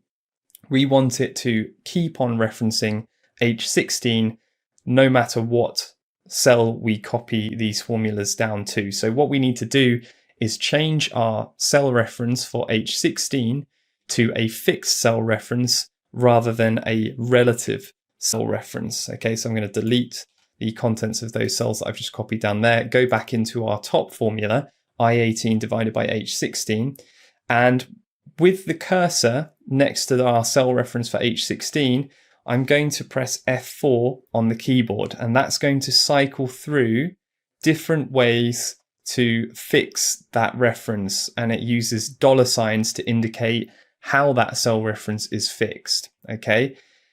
When we're looking at cell references in Excel, you guys obviously know it references the column followed by the row number. So column letter followed by row number. Whatever you put a dollar sign before in a cell reference fixes that column or row. So if I have a dollar sign just before the H, it will fix the column. If I have a dollar sign before the H and the 16, the column letter and the row number, it will fix the entire reference, both the column and the row. And also, obviously, we can fix the reference just the row as well. So in this case, what I'm going to do is cycle through these various fixed reference options that we have until I get a dollar sign before the H and before the 16, meaning that cell reference is completely fixed or locked as we copy this formula down or across. Okay, so I'm going to press enter now and then copy this formula down. And now we have all the correct formulas that we need to calculate the percentage of observations that we see within each range that we're looking at. And we can check that now just by selecting, for example, this last cell here and checking how the formula is working. We can still see that it's referencing the correct value, the correct cell for the absolute number of observations in the bin range that we're looking at, the associated or adjacent bin range. And we can see that it's dividing that value still by our fixed reference for the count in the entire data series. So that's fine. We know that's working. Let's now select all of those cells and format them by right-clicking within that selection, formatting the cells as a percentage to 3 decimal places. And what we'll then see is very clearly the percentage of observations that we have that lie within each range that we've created. Now, another way of describing the percentage frequency calculations that we've just made is by referring to them as probability values, since they do actually represent the empirical probability of data points lying within these various ranges that we've created. So what I'm going to do is head this column that we've just created with the word probability. And what that basically allows us to say is if we just pick out a value here, for example, down here, if we're looking within a range of 1.15% to 1.3%, remember that is a reference to the range of M2 month-on-month money supply growth that we would see, we can say that there is a 2.15% chance or probability that our M2 month-on-month percentage growth will be between those two values. And you can obviously apply that logic to any of the values that you see in this probability column. Now remember, obviously this is on an empirical basis, meaning it's on the basis of looking at the historical data that we have, but that is a reasonable way to assess these values. Okay, so we're almost finished with this histogram table, but there is one more column that I want to calculate to give us even more of an understanding about the distribution and empirical probabilities of various values in the dataset. And I'm going to head this next column here, cu.probability. And basically in this column, we're going to calculate the cumulative probabilities for this dataset. And what I mean by that is we're going to calculate or add up sequentially all the probability values that we see in column K, starting from the lowest range and then ending with the highest range until we basically account for 100% of the data. So let me start putting in these formulas now so you see what I mean. So in cell L18 here, I'm just going to make this cell equal to the value that we see in K18, okay, our probability for the lowest range, less than minus 0.8%. What I'm then going to do in the cell below that, in L19, I'm going to add the cumulative probability that we have calculated in the cell above, L18, plus the probability of the new range, so minus 0.8% to minus 0.65%, and the probability for that range, basically. And then I'm going to copy that formula down, and you'll see that it then basically adds in a cumulative fashion all of the probabilities assigned to the various ranges that we've created until we account for 100% of the data. So why is this useful to us? Basically, it gives us a really quick and easy way to say that there's an X% empirical probability that data is less than a certain value. So for example, we could say here that there's a 7.392% chance that on any given month, M2 growth will be less than 0.1%. And equally, we can apply the same logic in the inverse. So for example, we could say that there's roughly a 5% chance that M2 growth will be greater than 1.15%, since we know that there's roughly a 95% chance that it will be less than 1.15%. Okay, so already at this stage, we're starting to build a really good picture about what we should expect from M2 growth on a month-on-month basis, and what might be considered normal and what might be considered abnormal. Okay, so that's our histogram table completed. What I want to show you now is how you can visually assess this data in the form of a histogram chart. So to do that, I'm just going to select down here cell G39, then I'm going to go to Insert on the ribbon and select a 2D column chart. You'll see that then that presents me with an empty chart area that I can move around. I'm going to move that down below our histogram table and make it a little bit bigger. I'm then going to right click within the chart area and go to select data so we can add some data to this chart. I'm then going to press the add series button on the left hand side in this new dialog box and give the series name or reference the series name by selecting cell K17, okay, which is just called probability. And the series values that we're going to select are all the values from K18 to K37. So all of our probability values for the various ranges that we have. So just make sure you overwrite whatever was in here before, if anything, and just click and drag to select all the appropriate values. So it should look something like this. Okay, then we can press OK. We've now got some data in the chart you can see behind this dialog box. That is our probability series. But we also want to make sure that we add some axis labels, and this is where the text ranges come in handy that I created earlier. So I'm going to click Edit for this horizontal axis label category. We're then going to reference in this box here all of our text ranges just by left clicking and dragging over all of those cells. So that is J18 to J37. I'll then press OK and press OK again. We can take a look at our chart and we can see now that we've got a decent looking column chart showing the probability or frequency percentage of data of occurrences that land within these various ranges, okay, for M2 growth. Now, I've already been through how you can change the aesthetics of charts, so I'm not going to make any big changes here. The only thing I want to do is make sure we change the chart title and reduce its size, and also give this y-axis a title as well. So the chart title I'm just going to make equal to M2 month-on-month percentage histogram. Okay, I'm just doing that by selecting the title and then typing over it. I'm then going to reduce the text size as I showed earlier by selecting the chart title. I'll go to Home on the ribbon and just reduce the font size up here. And then to add a y-axis title, what we can do is click on the chart, go to Design at the top on the ribbon, then choose Add Chart Element on the left-hand side, go to Axis Titles and choose a primary vertical axis title.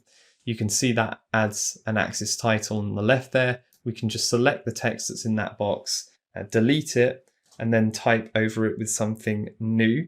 So I'm just going to type over it with probability, okay, because these values, this axis represents the probability of these various ranges occurring, basically. Okay, and actually I think I'll select that y-axis title, go to home again and just make the font slightly bigger. Okay, so at this stage, we can now visually assess the distribution of monthly M2 percentage growth. And that just makes it easier to understand really what all these numbers are actually referring to. So you can see that the curve of the data that we have is roughly bell-shaped, which makes us think that the data is normally distributed. But as I've already hinted at with the values of kurtosis and skew that we've seen in our descriptive statistics, it's actually quite different. The data is peakier around the mean, okay, so around these values here, and the tails or extremes in the data are fatter as well. So basically the values that we see in these extreme ranges in the low and the high end have more occurrences than we'd expect in a normal distribution. Okay, what I'm going to do now is take this a step further and show you how to calculate the differences between this distribution and a normal distribution by doing some standard deviation analysis. But before we go on to that, let's just tidy up what we have already in terms of our analysis tables that we've created and add some definition to these tables. And what I mean by that basically is doing some basic formatting changes in terms of adding borders and maybe coloring some of the cells as well, okay? Now, obviously this stage, when you go through this yourselves, you can kind of change the aesthetics of the sheet however you want, a bit like I said with charts as well. So this is just to give you an idea of the kind of steps that you can take to help add some definition to the various aspects that you have in your spreadsheet. So what I'm going to start by doing is selecting all of the analysis that we've done up in this section here, all the cells, and basically removing the borders that are already there, because you can see some lines, some borders that have basically been pulled through when we've done our data analysis. So I'm going to basically select all of those cells, go to home on the ribbon, and then look at the border menu on the left hand side and just make sure that I choose no border within that border drop down. And you'll see when I do that, it gets rid of all those borders that we had previously. Now we're going to add back some borders, but in a more structured way. So I'm going to select just the histogram table here. And with that selected, I'm going to go back to our border menu and add all borders. Okay, so that adds all borders basically to every cell that I just selected. And with that selection still in place, I'm then going to add some thick outside borders. Okay, so I'm going to the same place in the drop down border menu, this time choosing thick outside borders instead of all borders. And you'll see what that does. Basically, it just adds some definition to that entire table so we can sort of see things a little bit more clearly there. Next, what I'm going to do is add a thick outside border to our descriptive statistics as well to kind of define that section from the histogram table. So I've just selected the descriptive statistics cells and then clicked on thick outside border there. And you can see we've got the same thing occurring. You'll notice that by default in Excel, grid lines are basically shown to define all the different cells. So those are those faint sort of grey lines you see running across rows and column intersections. And we can obviously see those in our descriptive statistics as well. Now, instead of adding some inside borders or all borders, as I did with these cells in the histogram table, I'm basically going to get rid of inside borders here and just leave this thick outside border, but I don't want these grid lines to show up either. So I'm selecting all the cells in the descriptive statistics table. And what I'm going to do to get rid of those is just color the cells or fill the color of the cells with white. Okay, so I'm choosing white from the fill color drop down menu up here in the home tab. And you'll see when I do that, it just colors all the cells white, and so it gets rid of those faint grid lines that we saw there. Okay, we're almost done, I think, in tidying this up, but it probably makes sense to make our titles bold. So let's go back to the histogram table now. I'll select all the titles that we have in that table and just press Ctrl B on the keyboard to make them bold. Remember, you can also do that by going to the bold button up here in the Home tab on the ribbon. I'm going to do the same with our descriptive statistics title in cell G2, and I'll do the same again for all of the titles that we have for our individual descriptive statistics. Okay, so all of these cells here, I'm just going to select them and make them bold as well. Okay, so it's looking pretty good now. There's just one more thing I think that I'll do before I go on to creating this standard deviation table or analysis that I was talking about. And that is selecting cell G1 to L1 up here. And what I'm going to do is create a title for this whole analysis section that we're creating, okay? To do that, selecting these cells, I'm going to merge them. So in the Home tab on the ribbon, I'm going to click Merge and Center. That's going to merge all of those cells into one. Then I'm going to type in a title for this entire analysis section, which is just going to be M2 money supply month on month percentage change. Okay, and I'll make that bold as well, and we can give this a thick outside border. Okay, so that title is basically applying to all of the analysis that we're doing below in this section here. And we've got a little bit of space here. That's deliberate because we're going to move on to a couple more smaller analysis tables. The first of which I mentioned just previously is going to be looking at these standard deviation bounds. So more specifically, what we're going to do is create a table that identifies the upper and lower bounds for 1, 2, and 3 standard deviations from the mean. And remember, if you're unsure about what a standard deviation is at this stage, you can refer back to the Intro to Statistics PDF that I mentioned earlier. Once we have those bounds, we can then count the number of observations that lie within those bounds and compare them to what a normal distribution would predict. So what I'm going to do is basically create the row and column headings first for this analysis table, and then we'll fill in the calculations afterwards. So in cell I2 here, I'm just going to title this new analysis table, and the title I'm going to put in is STD space DEV space bounds, okay, standard deviation bounds. To the right of that, in cell J2 to cell L2, I'm going to put in 1, 2, and 3, standing for 1, 2, and 3 standard deviations.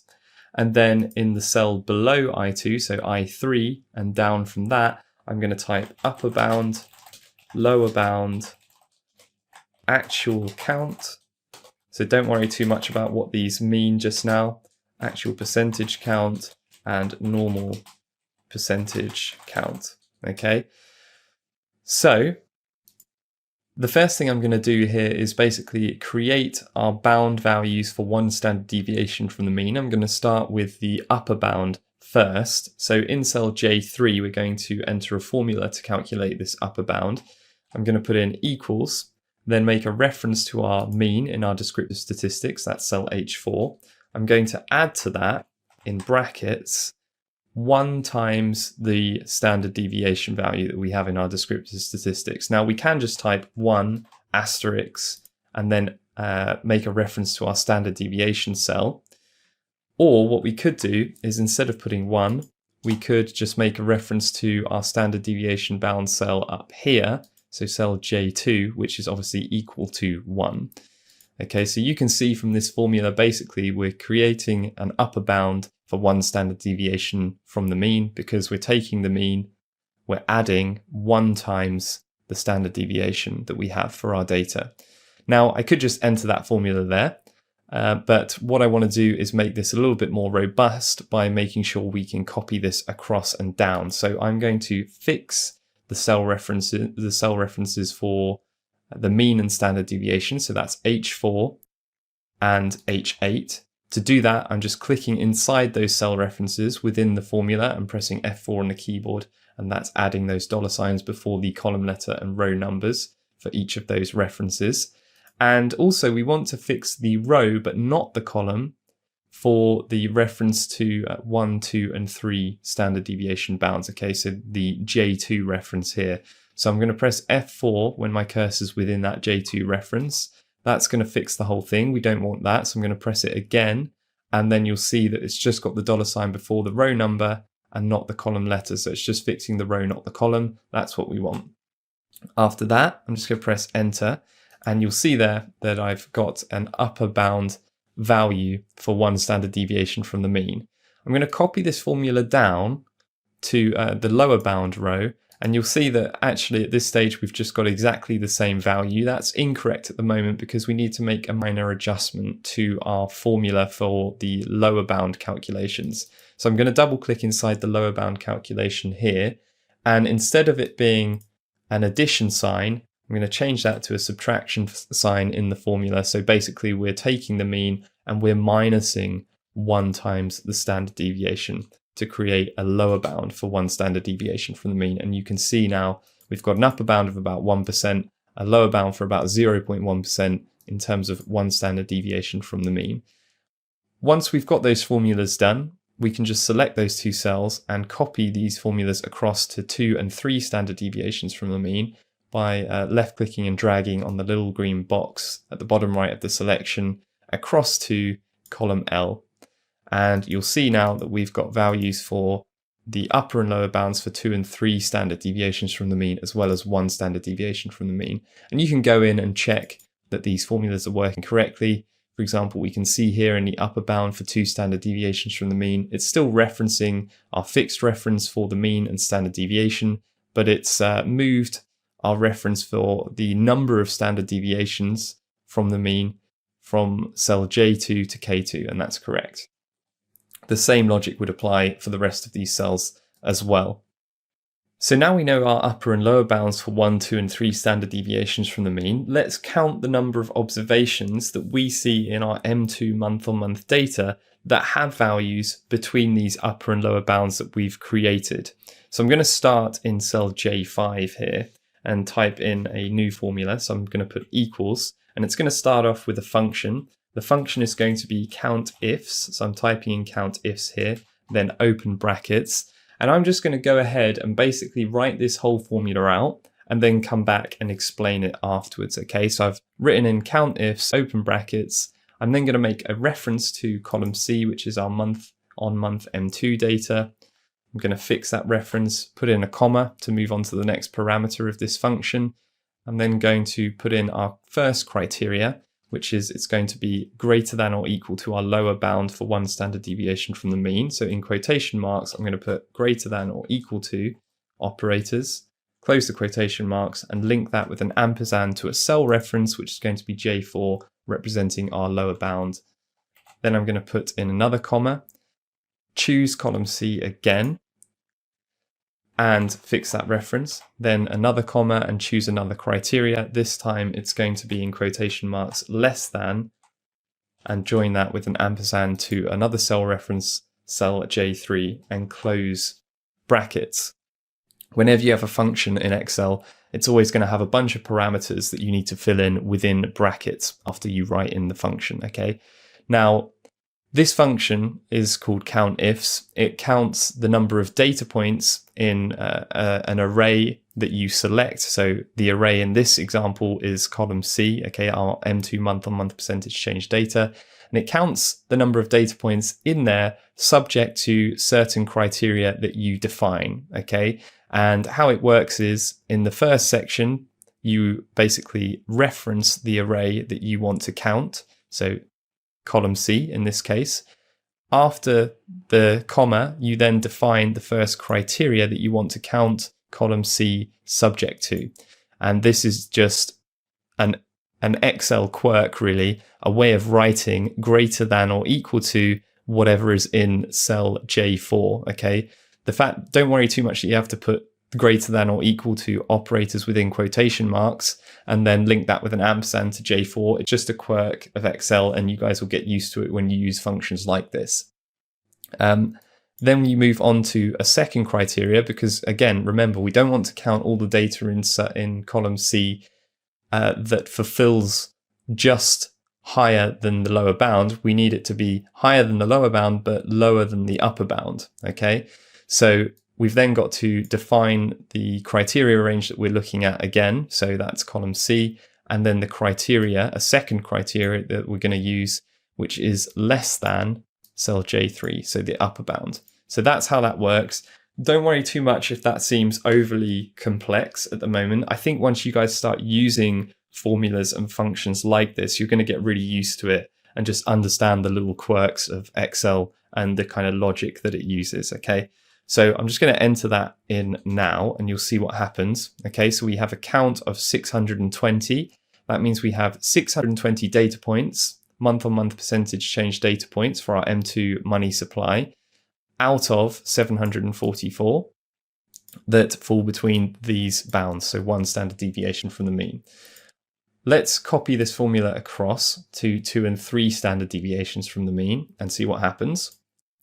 Okay, so we've now got some values, some actual counts for the number of data points that lie between the upper and lower bound for 2 standard deviations from the mean and 3 standard deviations from the mean. I'm just going to double click in these formulas to check that they're working. Okay, so our column reference, they've stayed fixed. That's great. And our reference to the criteria have moved because we didn't fix those references. So that's great as well. They're still referring, or they're referring to the appropriate upper and lower bounds that we want. Okay, so that all looks good. We can say that there's 729 data points that lie within 2 standard deviations from the mean and 736 data points that lie within 3 standard deviations from the mean. Now, as I kind of covered before, when you're doing analysis like this, it's useful to see how much of the total data these observations, these counts actually represent, as a percentage of the total count. So that's what we're going to do in this next row here, actual percentage count. And in cell J6, I'm going to type in a formula to calculate this. So equals the actual count reference, so J5, the cell above it, divided by the total count, which is cell H16. Now, when we copy this formula across, obviously we want the total count reference to stay fixed. This other one can move as we copy it across.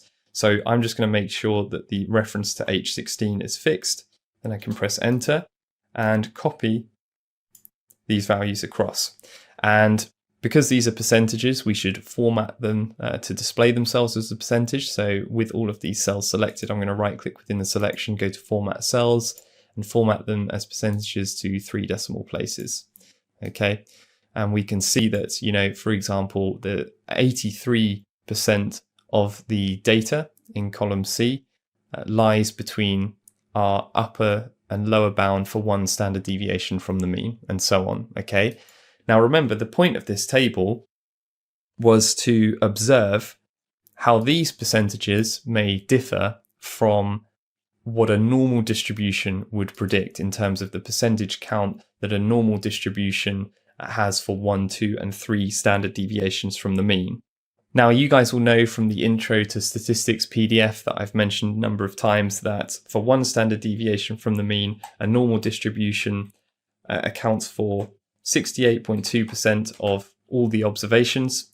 For 2 standard deviations from the mean, it's 95.4% of all observations. And for 3 standard deviations from the mean, it accounts for 99.7% of all observations. So what does this tell us? Well, if we look at 1 standard deviation from the mean, we can see that our data is peakier, around the mean within 1 standard deviation, because our data actually accounts for 83% within 1 standard deviation from the mean, rather than what a normal distribution would predict, which is 68% of the data. So that tells us it's peakier around the mean than a normal distribution. And that is backed up by our positive kurtosis value that we saw earlier as well. However, as we go out to 2 and 3 standard deviations from the mean, what you'll see, or 3 standard deviations particularly, what you'll see is that actually our empirical data, our data that we're looking at, doesn't account for as much of the distribution as a normal distribution would predict. So our data within 3 standard deviations from the mean accounts for 98.9% of the data, whereas in a normal distribution, 3 standard deviations from the mean accounts for 99.7% of the data. That basically means that there's more data lying outside this 3 standard deviation bound on both the lower and the upper side than a normal distribution would predict. Okay, and that's what we said about fatter tails. Okay, these tails of the distribution are larger than what we would observe in a normal distribution. And again, that is backed up by one of the first calculations that we did in our descriptive statistics, which is the kurtosis value that is greater than 0, or excess kurtosis value that's greater than 0. Okay, to finish this off, this table, let's just format it and make it look a bit nicer. I'm going to color all of these cells as white, fill the color, and then add a thick outside border. So I'm selecting all of those cells. I'm going to add a thick outside border there and just make all of our row and column titles bold in this instance. And I think I'll underline as well our standard deviation bound cell here. So the title for the entire table, cell I2, by selecting that cell and pressing Ctrl U, and that underlines the text in that cell. You can also click on the underline button up here in the Home tab if you wish. Okay, so we've got space here now for our final analysis table in this sheet. And what we're going to do here is group all of the M2 monthly percentage growth numbers into positive numbers, negative numbers, and 0 values. And as before, what I'm going to do when going through this analysis section is start off by creating all of the column and row titles, and then we're going to start filling in the calculations themselves. So I'm going to start in cell J8 here with column titles, and I'm just going to put in positive data as a title in that column, then negative data in K8 and 0 in L8. Then I'm going to enter row titles starting in cell I9. I'm just going to put in mean, count, frequency percentage, and then frequency adjusted mean. Okay, so what I'm going to do now is calculate the average of all the positive data points in our month-on-month data set. So that's column C. And to do this, we're going to use a function called average if, which operates in a very similar way actually to the count ifs function that we used earlier. So in cell J9, I'm going to type equals average if, then open brackets, and we can see the parameters that we need to fill in here. So we've got a range to define and some criteria to define as well. Let's start with the range. That's just going to be column C, all of our M2 month-on-month percentage change data. I'm going to fix that reference, put in a comma in the function and move on to the next parameter, which is our criteria. And I'm just going to put in quotation marks here, greater than 0, and close brackets. So that basically is just going to average all of the data points in column C that fulfill this criteria of being greater than 0. So basically all the positive data points. Okay, I can press enter there and we've got a value. I'm going to come back to formatting that cell in a moment, but let's calculate this for negative data as well. So our average for our negative data points, I'm going to drag the formula across, step into the formula. We can see that the range is still the same, column C, that's great. But obviously the criteria we no longer want to be greater than 0, we want it to be less than 0. So just by changing the mathematical operator sign there, we can calculate the average of all of our negative data points in column C. And then obviously the mean for all of our 0 data points is just going to be 0. So I can just write in 0 in that cell there. Let's format all of these as percentages. So I'm selecting those cells, right-clicking in the selection, going to format cells, choosing the percentage category, and I'm going to put these rounding to 3 decimal places. Okay, so we have our average for our positive and negative data points. Let's see how many of the data points in column C, our month-on-month percentage change data, are actually positive and how many are negative. Okay, so to do that, we're going to use pretty much identical formula as we did before, this time for count. So count if, not count ifs, because we're only going to use one criteria this time. So equals count if, open brackets, select our range, which is column C, fix that reference, move on to the criteria parameter in the function. And this time the criteria is just going to be in quotation marks greater than 0, as it was with the average if function that we just put in. I'm then going to copy that across and again step into this formula that we've got for our negative data and change the mathematical operator from a greater than sign to a less than sign. So we just count the data points that are less than 0. And then finally, I'm going to copy this formula across again for our 0 values. And instead of putting anything in quotation marks or using operators, the criteria that we want to just set is 0 or equal to 0. So we can just put a 0 in the criteria parameter for that function. And you'll see then that we've got 0 data points that fulfill that criteria. Now, as always, it's useful to calculate these counts as a percentage of the total number of data points. So in this frequency percentage row, I'm just going to start in cell J11, type in a formula equals the count that we see for positive data points, cell J10, divided by the total count that we have in our descriptive statistics, H16. I'm going to fix the reference to that total count and then enter that formula in and copy that across to our other columns for our frequency percentage count, okay? And then with those cells selected, I'll format them as percentages to 3 decimal places.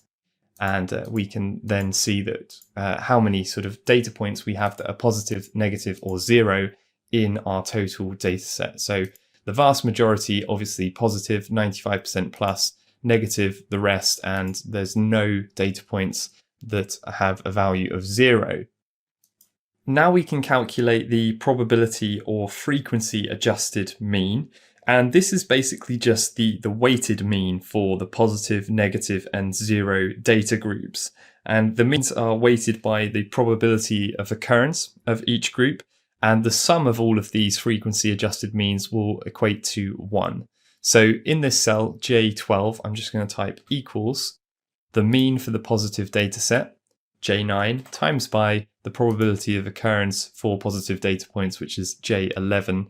And that will give me the frequency adjusted mean. Now, at the moment, you can see that it's just returned a load of hashtags. That's just because it's trying to write a value to a lot more decimal places than will fit in the cell. So if you just right click on the cell, format that cell, and limit the decimal places to 3, then we'll see what value it is, okay? And we can copy that formula across now to our negative data points and our 0 data points.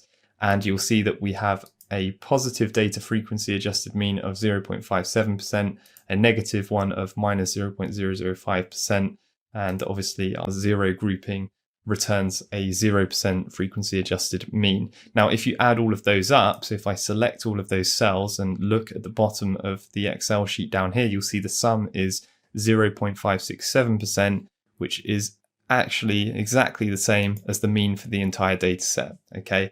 So this is, in short, just the probability weighted mean for each data grouping.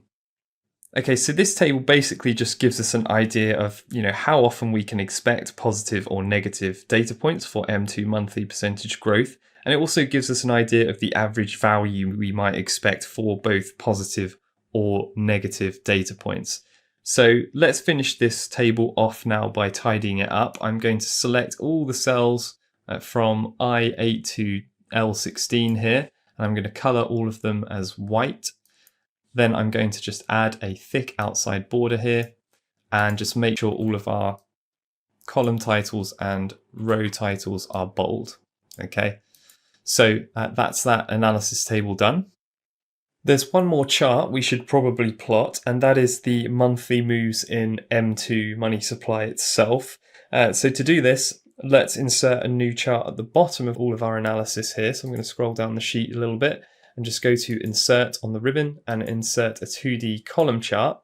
I'm going to reposition this chart area, make it a little bit bigger like our other chart. And then within this area, I'm going to right click and go to select data so we can add a data series to this chart. And I'm going to click this add button on the left hand side to add a series. The series that we're going to add, as I just said, is the M2 month on month percentage change series, so column C basically. So the name that we're going to apply to this series is just the title that we see in cell C1. So I'm just going to make a reference to cell C1 in that box. And the series values that we have are just going to go down from C2 to the end of the data set. So I'm just pressing Control Shift and down twice on the keyboard there to quickly select all of our month-on-month data. So that's C2 to C746. Press OK. And then we need to add our horizontal axis labels. So I'm going to click Edit here and make sure we choose all the appropriate dates for our month-on-month data. So I'm going to choose from cell A2 down to the end of the data set. So A2 to A746, that's all the dates that we need. And press OK again.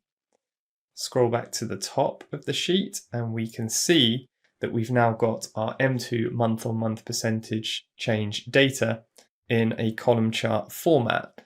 Now, this looks okay as is, but there's a few things that we can do to make the chart a lot clearer to read.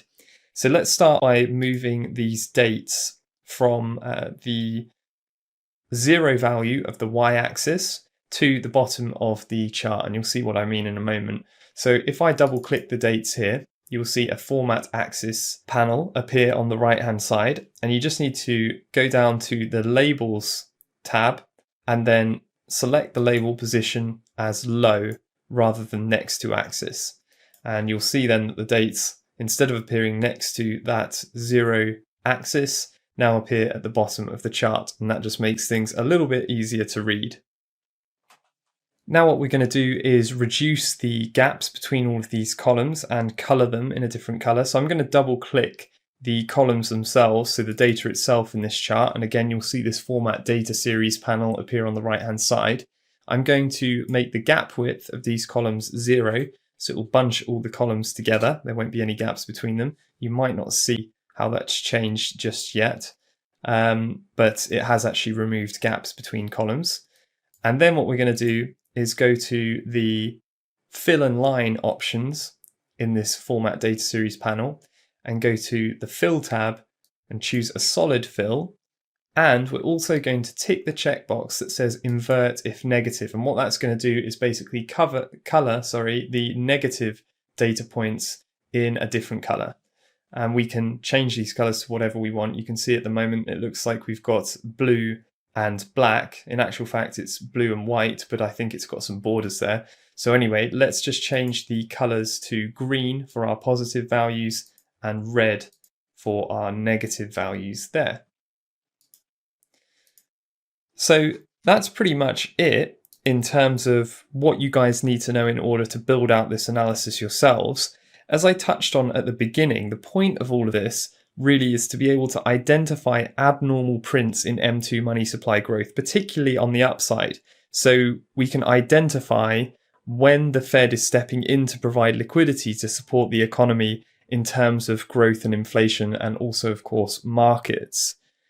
By knowing what the distribution of M2 growth data looks like, as we've been through here, you should now have a good idea of what values are typical and what values are abnormal whenever new data comes out. So for example, if a new monthly figure came out that represents a 1.9% increase in monthly M2 money supply, then you know that this only really happens around 1% of the time. And so that would be abnormal, certainly on a historical basis. And so that would need to prompt those questions that I posed at the beginning of the video. So things like, asking yourselves, does this line up with what I'm seeing from money markets and other leading indicators? If not, what does the Fed know that I don't know? And maybe you need to do some more work to understand what's going on in markets and the wider economy if you don't know or don't understand why these prints might be occurring. All else being equal, we should expect significantly positive prints to improve economic and market conditions going forward because the Fed is providing liquidity there. But that being said, the phrase all else being equal, that never actually realistically applies in a practical sense. So you always need to keep your eyes open to other factors that we cover in the rest of the video series as well, of course. There is one more bit of Excel analysis that I want to go through with you guys, which might help you identify these irregular prints. And it's also going to give us a chance to look back historically at what was happening in markets when there have been these big M2 prints over the previous years. So what we're going to do is basically match up these M2 numbers or M2 growth numbers with S&P 500 prices, and we're going to calculate some percentiles and then filter the data to show us when these big percentage moves happened in the past and briefly go through what might have been causing them in markets at those times, or at least what was happening in markets and the economy at those times. To carry out this next bit of analysis, we're going to create a new sheet in the spreadsheet file, and we can do that easily by clicking on the plus sign in the bottom left of the spreadsheet window. So that creates a new sheet. And when you click on that, you'll see a new sheet's created, and you can very easily rename that sheet just by right-clicking on the current sheet name and going to rename. So I'm just going to name this sheet Historical Analysis Month on Month, or MOM. So to start with in this sheet, what we want to do is just copy in our monthly M2 data that we had in the previous sheet into this one, except we're going to enter it into row 24 and down, and that'll become clearer as we go through this analysis. But basically I want to leave some space at the top of the sheet for a chart and some percentile analysis, which you'll see later. So if we go back to the M2 distribution sheet, all I'm going to do is copy basically all of the dates and the observations that we see for M2 money stock, so columns A and B, starting from the titles, so cell A1 and B1, Control Shift and down to select all of the data in those two columns, press Control C on the keyboard to copy that data, and then I'm going to paste it, as I said, into row 24, so cell A24, just here. Now, this data at the moment is all squeezed up into fairly narrow columns, so it's probably best that we increase the width of these columns. And as I said earlier, all you need to do that is just basically click and drag the intersections of these columns to increase the width. Okay, so I'm just going to do that so it tidies up the columns and what we're looking at a little bit. And you can also do the same thing for rows. So I'm just going to reduce this row height a little bit, so row 24. Next, what we need to do is gather some S&P 500 price data so that we can have a look at what happened to equities in the past and compare it with fluctuations that we see in M2. And typically, we can get hold of S&P 500 data fairly easily from multiple different sources. Yahoo Finance is a prime example of being able to get price data for various different assets. And typically, that would be my go-to source for free price data. But in this video, I'm going to use investing.com, and there's a good reason for that, and I want to highlight this now. The reason being basically that Yahoo Finance data for the S&P 500 index is being a little bit temperamental at the moment. And the reason why I want to highlight that is just because it shows that you need to be flexible in the sources that you gather data from. So you're going to have to use a bit of intuition sometimes and just be flexible in how you gather data from multiple different sources if you need to. So I'm going to go onto my web browser now and navigate to investing.com. And when you do that, the page should look something like this. In order to find S&P 500 data, you can just type in the search bar at the top, S&P 500, and then choose the S&P 500 index from the drop-down menu that you see in front of you. When you do that, you get taken to the S&P 500 index page, and you can find a tab for historical data down here, and you just need to select that, and then it presents us with the historical data page for the S&P 500 index. Now, we've got monthly data for our M2 money supply, so we want monthly data for the S&P 500 as well. So I'm going to change the time frame on the left-hand side here from daily to monthly. And then I'm going to click into this calendar box on the right-hand side here to select the time period for which we want to gather prices for. So you'll see when I do that, we can enter some custom dates on the left-hand side, the start date and the end date. Unfortunately, unlike Yahoo Finance, it doesn't have a quick option just to choose all data available. We actually have to put in manual dates. So what I'm going to do is just put in January 1st, 1950. And when I do that, when I enter that into the start date, you'll see that the calendar flicks back as far as possible, which in this case is just to the 1st of January 1970. So that tells us that this data is only going to go back to that period. That's fine. We don't actually need to change this for now. We can just leave it as 1950 and it will go back as far as possible. And then in the end date, we can choose whatever we want. So a recent day. So I'm filming this in March. I'll choose the 15th of March 2021. And then we can just click apply and download the data. Now, as I said before, when we gathered money supply data, for me, when I download files, I get an option to open it, a shortcut option at the bottom left of my browser. For you guys, that might be different depending on the platform you're using and the web browser you're using. You just need to make sure you navigate to that download and open the file. And by default, this CSV file should open in Excel. So I've just clicked on that now to open it. And you can see here now we've got a file with all of the S&P 500 prices going back historically on a monthly basis, back as far as the dataset goes on investing.com, which is to 1970. We've got our prices in column B, and we've got our monthly dates in column A. Now, basically what we want to do here is copy across our S&P 500 prices from this sheet into our historical analysis M2 month-on-month sheet here in this file that we were just looking at. And we want to make sure that when we copy the S&P 500 prices across, they basically line up with the correct dates. So we're going to put them into the correct rows. And there's a few things to consider here when we're doing this. The first is that we've got a much longer data set for M2 than we do for S&P 500 prices. The M2 dataset goes back to 1959, whereas the S&P 500 data that we have goes back to 1970. So we'll probably end up deleting all of the data for M2 before 1970, so that we've just got two columns that match. The other thing to consider is if you look at this M2 data, all the observation dates are in an ascending order.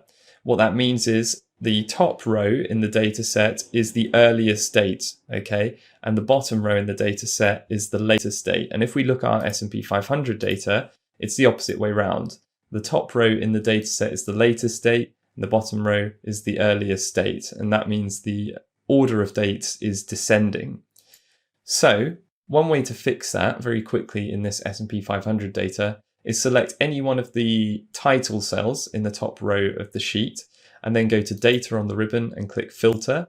And then from there, we click inside the date filter option here, this drop down arrow, and we can just sort by oldest to newest rather than newest to oldest. Okay, so I'm just going to click sort oldest to newest, and you'll see that it shuffles all of the data. So it's now in an ascending order, not a descending order. The other thing that I want to make a note of here in regards to dates and lining this data up is if we go back to our M2 data, what you'll see is all the observation dates on a monthly basis fall on the first of each month.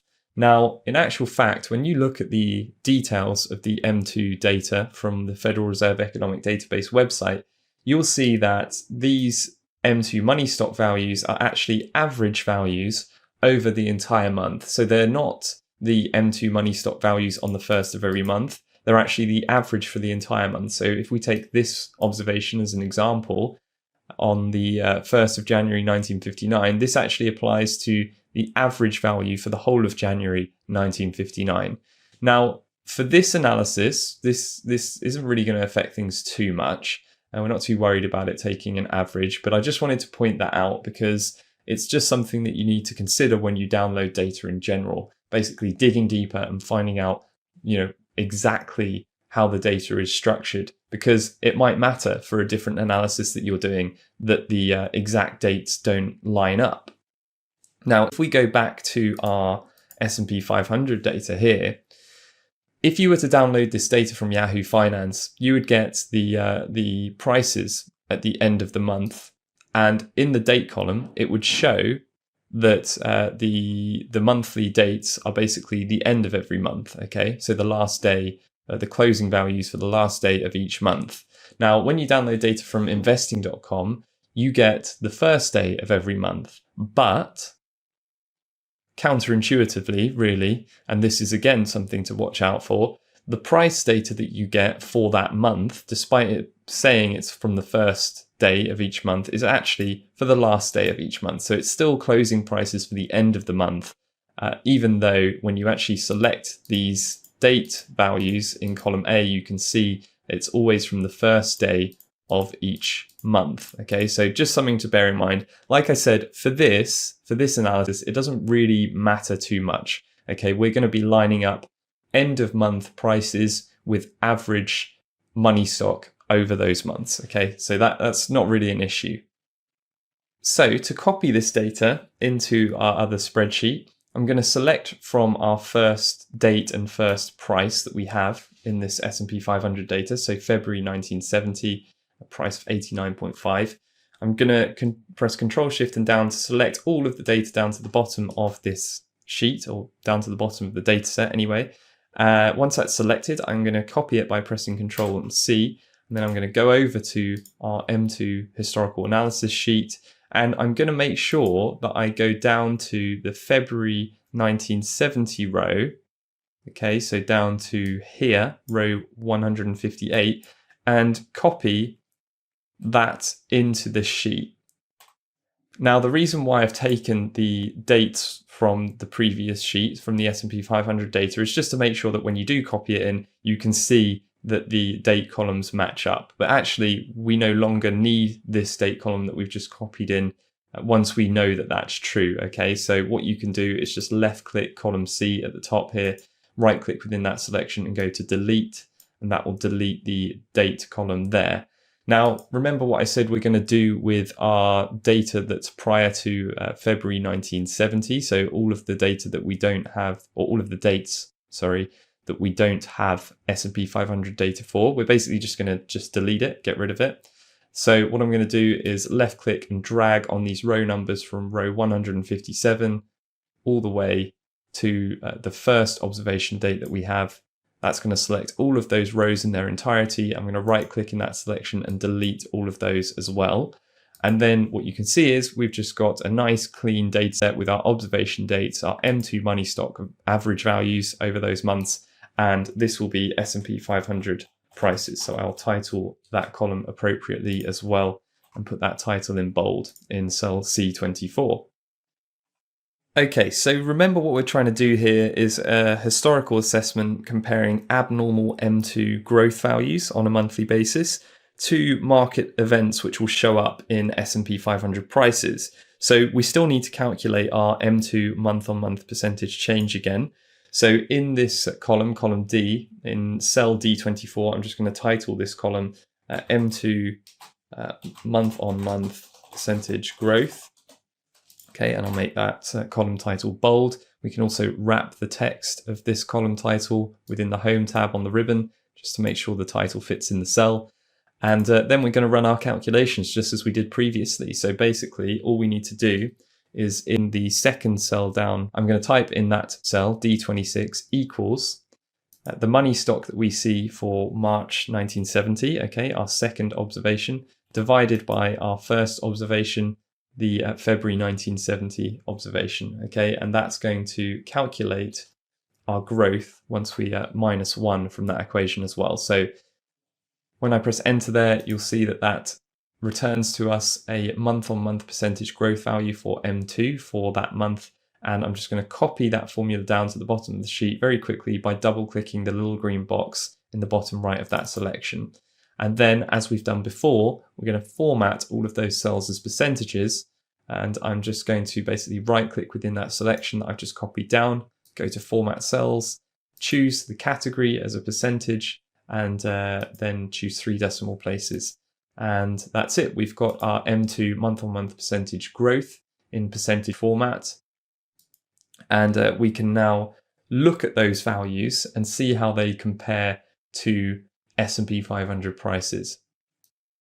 So before we go on to some analysis and drawing some comparisons between our M2 data and the S&P 500 prices, let's just double check all of the data that we have in this table so far. What I'm going to do is basically scroll to the bottom of the data set with Control and down on the keyboard. And we just want to check that all of our M2 data lines up with S&P 500 data for all of our observation dates. And you can see a bit of a problem here, which has occurred because basically we have S&P 500 data for dates after January 2021 for the next 2 months. but we don't have M2 data for that period. So just to quickly resolve this, we're just going to delete our S&P 500 price data and our calculations in column D for those two rows. Okay, so I'm just selecting those cells and clearing the contents by pressing delete on the keyboard. Okay, so as I said previously, we've left some space at the top of the sheet here so that we can do some analysis, and we're going to include a chart and also some percentile analysis, and both of those are going to allow us to kind of draw comparisons with M2 month-on-month percentage change data and S&P 500 price data. And we're going to start with a visual assessment, so we're going to start with the chart first, and we're going to basically plot S&P 500 data and our M2 month-on-month data within the same chart to make it easy to kind of look at the data and compare it over time. So I'm clicking into cell B2 here, and then I'm going to go to insert on the ribbon and insert a 2D line chart. And I'm going to move that chart area that's just appeared on the sheet into the top of the sheet and then make the chart area a bit bigger. And as I said, we want to include both S&P 500 prices and M2 month-on-month data in this chart. So what I'm going to do is right-click within this chart and go to Select Data and add a series. The first series that we're going to add is the S&P 500 data. The series name, I'm just going to put equal to the title that we see in cell C24, so S&P 500. And the series values, I'm going to overwrite what's in this box at the moment, and select all of our S&P 500 prices that we have from cell C25 down to the last observation, cell C636, and then press OK. Remember, we always want to include the axis labels as well whenever we include a series. So these are going to be our dates. I'm going to edit the horizontal axis labels here and select all of our dates starting from our first observation, which is A25, cell A25. Control Shift and down to select all of the dates down to the bottom of the data set, so down to A636, and press OK, and press OK again. And when we scroll to the top of the sheet, we'll see that we've got a nice line chart of all of our S&P 500 prices.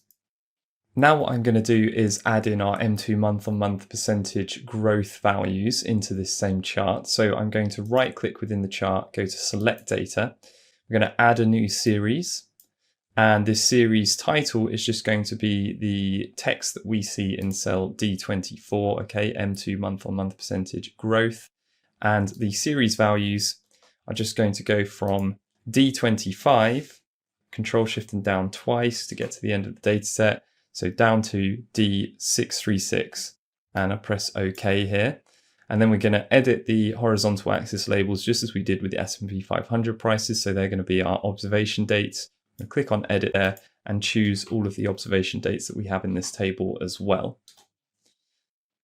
Now, I just want to make sure here that that you guys understand why I chose the M2 month-on-month percentage growth data to start from cell D25 rather than D26, which is where our actual first calculation was. It's just basically so that Excel knows to line up the correct data with the correct rows. So if we chose from cell D26 and down, then it would misalign those values with our dates and our other S&P 500 data. Okay, so it's always best to make the series length the same, basically, for every series that you add to a chart. Okay, so you can see in our chart here, basically we've got our S&P 500 price data, which is the blue line. We've got an axis, which is configured to S&P 500 prices, and we've got our M2 month-on-month percentage growth values. Now, this orange line represents the month-on-month percentage growth values for M2, and you can see it's basically 0 the whole way across, which makes sense because these values that we see in column D are basically 0. So how do we actually compare, the sort of trends and changes in M2 with S&P prices in a chart? Well, we add these M2 month-on-month percentage change values to a secondary axis, so an axis that's going to be on the right-hand side of this chart. And to do that, we can just click on that line, double-click on that line, I should say, and then choose secondary axis from the Format Data Series panel that appears on the right-hand side. And you'll see then that that data then plots itself against a separate axis on the right-hand side of the chart, and we can much more easily see changes that are occurring in month-on-month percentage change data for M2, okay? There's definitely some aesthetic changes that I think we should make to this chart. So I'm going to go ahead and make a few changes now. But just remember that when I'm doing this, whenever we're talking about the aesthetics of charts, it's always down to kind of your own personal taste. So you don't necessarily have to follow these steps that I'm going to go through exactly. You guys can just go ahead, play around with the styles that you like to view charts in, and just create your own. So the first thing that I want to do is actually change this month-on-month line data to column data. Okay, so to do that, I'm basically going to just go to chart type with the chart selected. So change chart type within the design tab on the ribbon. And then down here where it says chart type and there's a drop-down menu next to M2 month-on-month growth, I'm going to change this to a 2D column chart. And in a similar way to what I did with the previous chart, I'm going to basically color the positive values of this column chart as green and the negative ones as red. So to do that, we can just click on that series and go to fill and line in the format data series panel on the right hand side, and then choose solid color, solid fill within the fill drop down, the fill tab, and invert if negative, and then we're going to choose our positive and negative colors. Okay, so the positive color I'm just going to make dark green, and the negative color I'm going to make red. What I'm also going to do while I'm here is reduce the gap width in the series options tab here. So I'm just going to make the columns basically all appear right next to each other with no gaps in between them. It'd be very hard to notice with this data anyway, but when you've got data that's less compact, you know, there's less of it, then you'll see this have more of an effect. So anyway, I'm going to change the gap width to 0% there. And next, what I want to do is change the S&P chart, the S&P line. Basically, there's a couple of things I want to change here. One, I want to make it a sort of thinner black line. And the second more important factor that I want to change is the actual scale of the axis. And I'm going to make it into a logarithmic scale, okay, because that's going to allow us to see basically kind of percentage changes or percentage moves in S&P prices historically more easily. And I'll explain that in a moment. Let's first change this line from this thick blue line to a dark a black line that's thinner. So I've just clicked on that line there for S&P 500 prices, and I'm going to go to fill and line on the format data series panel on the right hand side. And then for the line, I'm going to choose a solid line, make it black, and also change the width in this box here just down a few points. We can make it 1 point wide. Okay, so that just makes the line a little bit clearer and a little bit more accurate because it's thinner. Now let's go on to changing the scale, as I mentioned before. And the reason that I want to kind of show you this is because when you're looking, you know, just kind of eyeballing a historical chart like this, and you can, you know, you're looking at the S&P 500 from 1970, or maybe you've got data before that as well. Basically, when you look at this, you can barely see any changes in the line historically, you know, before say 1990, because the price has moved, you know, so much in absolute terms over that period. Now, obviously, when you look at this and you think about it in terms of percentages, you know, month-on-month percentages or year-on-year percentages for the S&P 500, it's not like it's moving hundreds of percent now and it was only moving, you know, 5% back then. It was moving similar percentages with similar volatility the whole way through its history. The reason why that doesn't show up is because the absolute values have changed so much. So logarithmic scales kind of help us see around this issue a little bit. Basically, it just allows us to eyeball, you know, changes in S&P 500 prices a little bit more easily when we're dealing with long historical series. So what I'm going to do is I'm going to double click on the y-axis, so the S&P 500 y-axis, and then I'm going to go to axis options. And within this axis options tab in the format axis panel, I'm going to choose a logarithmic scale. When I tick this box, it's going to automatically scale this to base 10, and you'll see what that means in a moment. So when I click this box, you can see that it's changed the price scale on the left-hand side to start at 1, then it jumps to 10, to 100, to 1,000, to 10,000. So basically, for every constant height in the chart, so it's split it into 4 segments, you can see, into quarters, it's actually multiplying the scale by a factor of 10.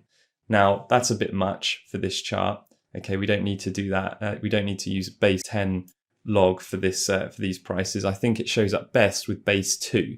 So I'm going to change that value on the right hand side to 2, press enter, and you'll see what this does. Okay, so now it's going 1, 2, 4, 8, 16, so it's multiplying by 2 each time. And then once we've done that, I'm going to change the minimum bound for that axis to 50, okay, and we'll leave the maximum on auto.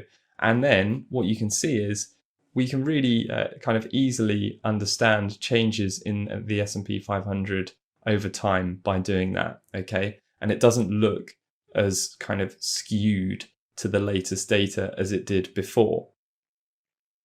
Okay, so the final changes that I want to make to this chart is basically add a legend for each series to kind of define what each series is, and then also add a y-axis title to both the primary y-axis, and the secondary y-axis as well. So to do that, I'm clicking on the chart area. I'm going to go to the Design tab on the ribbon, Add Chart Element. We're going to start with the legend. So I'm going to scroll down to this legend option here, and then just put a legend at the top. You'll see that that adds a legend for defining, which line is the S&P 500 data and which line is the M2 data. Okay, so that just makes it clear for us. I'm then going to add another chart element. This is going to be our axis titles. It's going to be our primary vertical and secondary vertical axis titles that we're going to add. So I'll do primary first. And we're just going to rename this axis S&P 500 prices, and then add the other axis title as well, secondary vertical axis title, and rename this to M2 month-on-month percentage growth. And actually, while I'm here, I've just noticed that we should probably convert this axis, so our M2 growth values, from decimals to percentages. So to do that, we can just click or select that axis and then go to axis options. So over here, axis options, number, and choose category percentage to 2 decimal places is fine. That makes more sense. Okay, so that'll do for the chart, I think. Basically, what that does is just give us a bit of a visual idea of when large M2 month-on-month percentage changes happened historically and how they corresponded to market movements. So what we can do now is formalize this a little bit by finding out which months exactly had abnormal M2 growth. And the way we can do that is by filtering the data that we have by percentiles. And percentiles are just the intervals that represent the top 1, 2, 3, 4, 5% of data and so on. And we're only really concerned with the highest percentiles since they represent the most sort of abnormal positive prints in M2. So let's have a look at creating those in another analysis table on this sheet. So over in cell M2 here, I'm going to head up this new analysis table. I'm going to title it percentile analysis. And in the cells below that, so from M3 downwards, I'm just going to write out all the percentiles that we're going to calculate for our M2 month-on-month percentage change data. Okay, so I know I said previously that basically we're most concerned with our abnormally positive data for M2 growth, but I think in order to be comprehensive, we're going to calculate percentiles that are kind of abnormally low and around the middle of the data as well, because I think that will just help you in general with conducting percentile analysis going forward. Okay, so I'm just going to write these out now. We're going to start with the first percentile. We're going to do the lowest 5 percentiles here.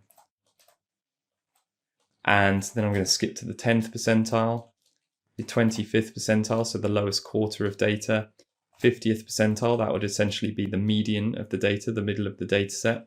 Then the top quarter of data, the 75th percentile, the top 10% of data would be the 90th percentile. And we obviously want to make sure we get the abnormal prints on the positive side, as I've been saying. So we need to look at the top 5% of data and so on. So here I'm just listing out all of the top kind of individual 5 percentiles of data that we're going to find values for.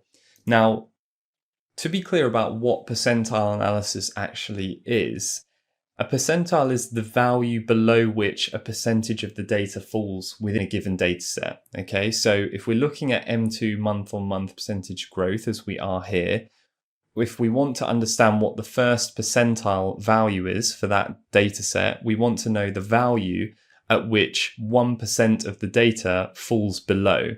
Okay, and the same applies for all of this. So if we look at the 99th percentile, we want to know the value at which 99% of M2 growth data falls below. Okay, so the formula to work that out in Excel is equals percentile.inc, and I'm writing this into cell N3 because we're going to work this out for the first percentile of data. So it's equals percentile.inc, open brackets, then we're going to reference the array or the data set that we want to calculate this percentile for, which is obviously going to be the data that we see in column D, our M2 growth data. So I'm just selecting column D for that parameter. I'm then going to put in a comma to move on to the next parameter in the function. And you can see that's just called K. And K just refers to, or K just means basically the percentile that you want to calculate. So what we're going to do here is just click on the percentile we want to calculate. So that's in cell M3, the first percentile, and then close the brackets for that function and press enter. Okay, so we have a value now, and that value represents the first percentile of data, i.e. 1% of our M2 growth data falls below this value. And if I copy that down, we can see that 99% of the data falls below this value for M2 growth. Now, before I move any further on, let's change the formatting of these decimals to percentages. So I'm going to click and drag to select over cell N3 to N17, all those values we've just calculated. Right click within that selection, go to Format Cells, change the category to percentage to 3 decimal places. So this is a bit like what we did previously, just displayed in a slightly different way. So rather than looking at somewhat arbitrary histogram intervals and standard deviations, we can look at exact percentiles very quickly.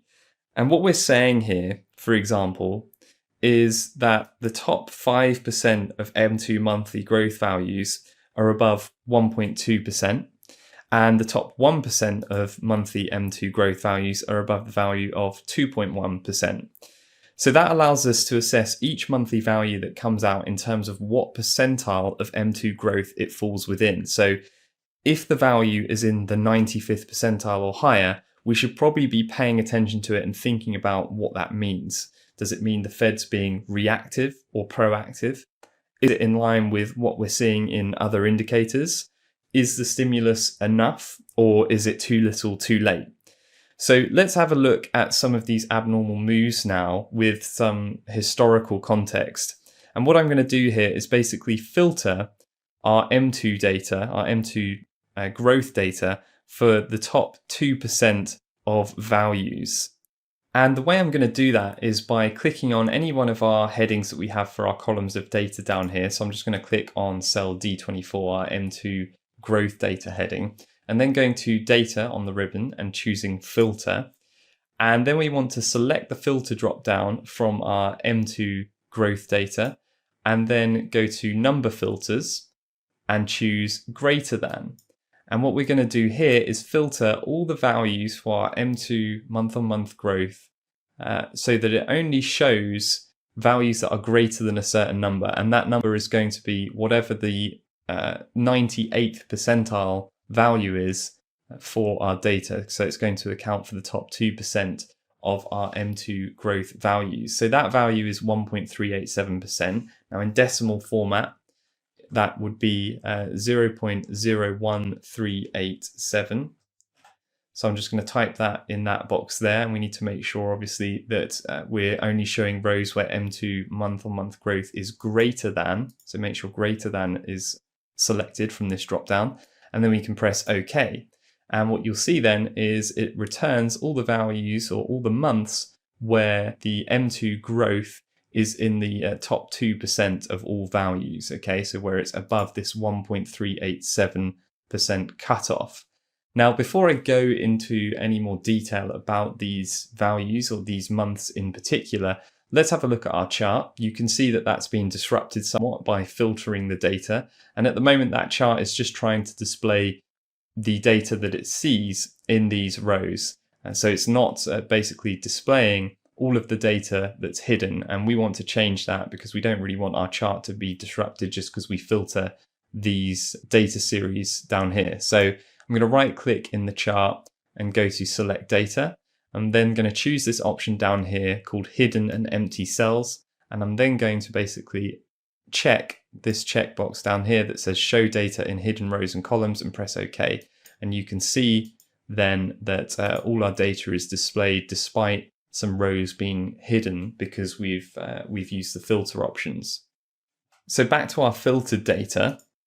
Now, obviously, when you do this yourselves, you can do this for more percentiles, and maybe you'll want to look at the top 5% rather than the top 2%. But I just want to give you an idea of the sort of historical context that you might find in these abnormal moves. And you can see here that the filters return just the top 2% of monthly M2 growth values, and obviously the associated dates that go with those. And if we take a look through these dates, you can see some pretty significant market events for the most part, where either the Fed is responding to or preempting liquidity issues. So, for example, we've got September 2001. That was in response to the September 11th terrorist attacks. We've got December 2008. That's obviously surrounding the global financial crisis. July and August 2011, that's following the US credit downgrade. We've got all of the values for 2020 and 2021 dates. That's the sort of continuing provision of liquidity for the COVID pandemic. And then we've also got some more historical or older events here that are a little bit more structural in their nature, such as in 1983, there was a removal of interest rate ceilings that meant basically a flood of money into money market accounts that lifted M2. And in 1971, there was massive inflation generally, partly due to a relatively lax monetary policy. That led to wage and price freezes and the exiting of the Bretton Woods Agreement. So it's really important to do some digging and try to understand what's going on at the time, provide some context to basically what the Fed is doing with M2 growth. Okay, so we've been through our M2 analysis, both on an individual basis and in the context of historical market events. Hopefully you guys now have a good understanding of how to do this analysis, why we do it and what to look out for. That was obviously a very long tutorial, and realistically this will take you quite some time the first time you go through the process. The good news is that once you're comfortable with how all of this works, you can move on to using this automated M2 template file that I've created here for you guys. So let me just run through quickly how it works now. You can see it consists of two sheets that are almost exactly the same as the ones that I've just built in front of you in this video. The difference being is that these sheets will automatically update their analysis components whenever you enter new data into the file. So it's going to save you guys quite a lot of time. I'll start by explaining the nominal M2 monthly sheet. The first thing to notice here is that I've carried out the analysis for year-on-year M2 data as well as month-on-month data, as I said I was going to show you earlier. I've got month-on-month analysis data running down the left-hand side and year-on-year analysis running down the right-hand side. And in terms of the analysis components, everything is the same here that we've been through, apart from I've added some percentile analysis at the bottom.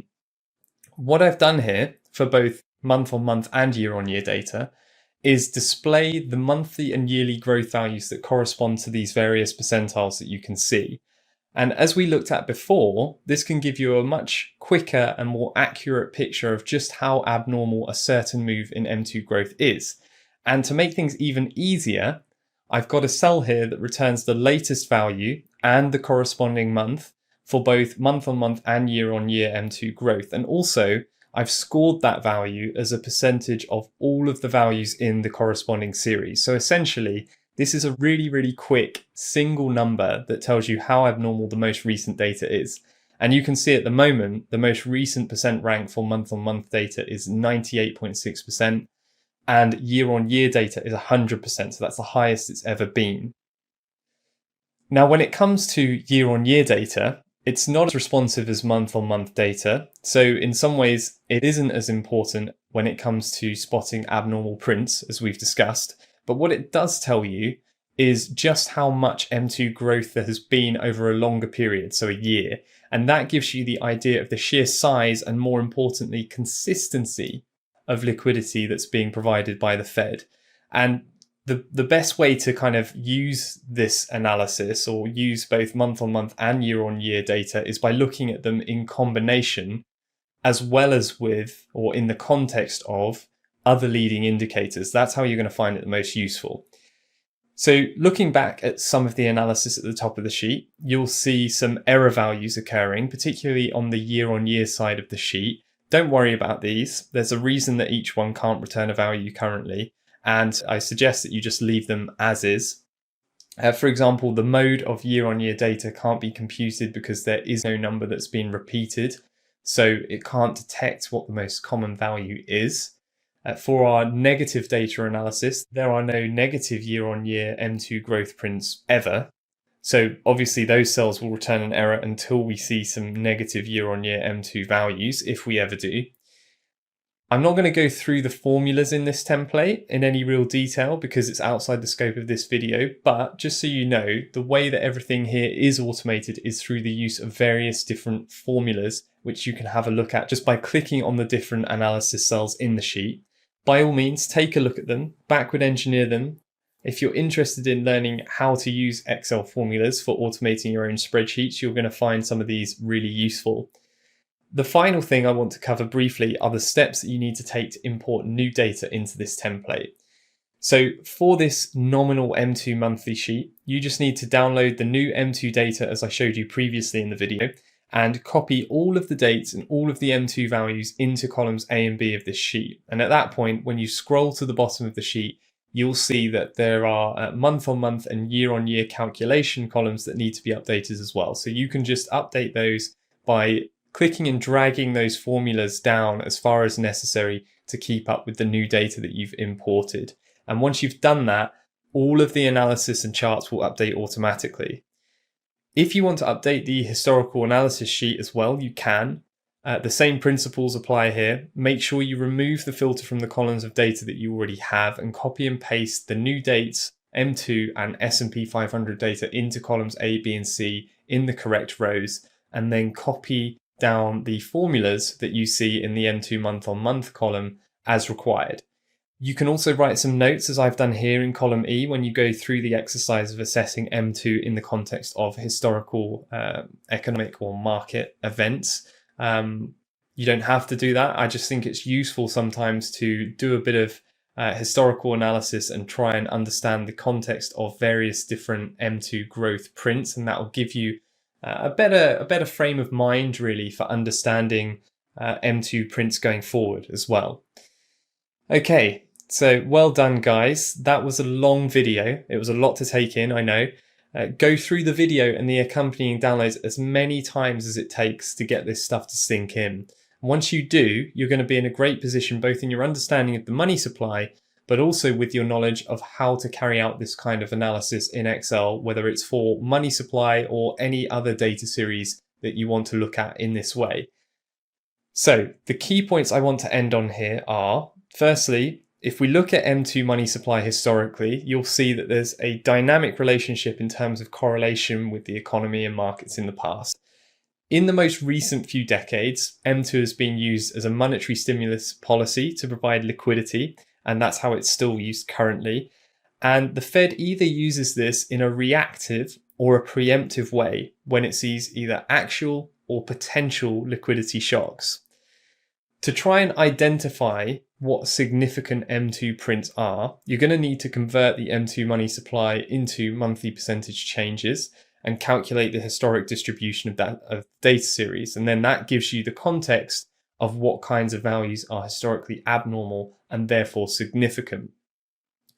Abnormal prints can be identified in a number of ways. We used a histogram table and chart at the beginning. We also looked at standard deviations. Although remember, when it came to M2 growth data, it's not exactly normal in terms of its distribution. And so using standard deviation requires some careful consideration.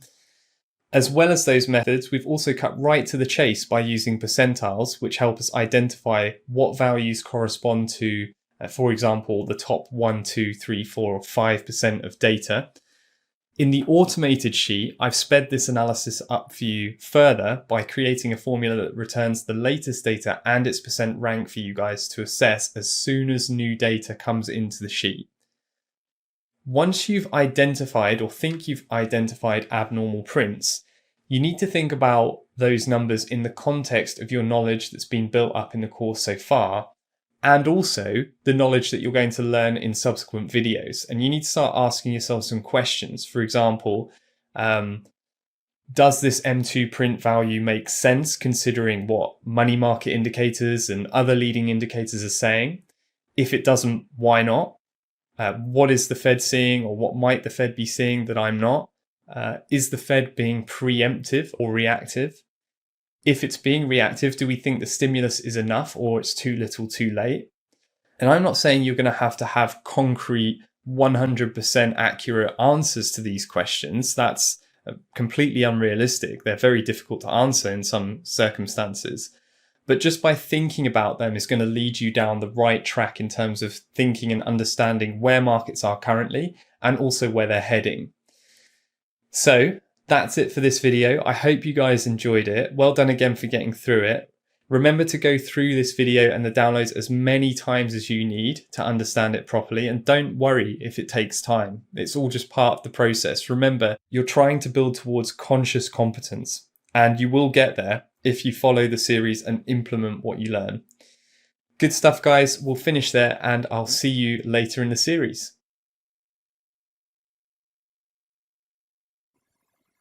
Okay, so welcome back to the desk again. So that was a very long video, being over 3 hours long. But it's important to get on top of this stuff. Learn and utilize the method. So the distribution of returns method and analysis. If you do that, you will give yourself the ability to determine what is normal and abnormal in asset prices and in economic indicators. So when it comes to M2 money supply, you can understand Fed intentions. And if there's any read across into other areas of the money market and read across into the stock market. So use the M2 money supply accessory on a regular basis and in conjunction with other money market indicators, so real rates, the yield curve, and aggregate corporate bond indices. And use it in conjunction as well with other leading indicators that we're going to be covering next in the PTM video series. Speaking of which, we're now going to move away from the money market leading indicators, and we're now going to be looking at surveys. And there are lots of them. We are going to be covering all of the main macroeconomic surveys in the US and overseas. They are very important as a set of indicators to add to your overall suite of macro indicators and in helping us for our macro view in the US and the rest of the world. So helping us to predict stock market direction in the US and GDP growth direction in the US and stock market direction internationally and global GDP growth direction internationally. So we regularly stay on top of our surveys, and in conjunction with money market indicators and cyclical commodity prices, which we're going to look at later, this will all form the basis of our macroeconomic dashboard. So let's start with one of the most important macroeconomic surveys, and we will build up slowly and steadily to form our macroeconomic dashboard. Let's start with the ISM Manufacturing Report on Business, and I'll see you back at the desk in video number 8.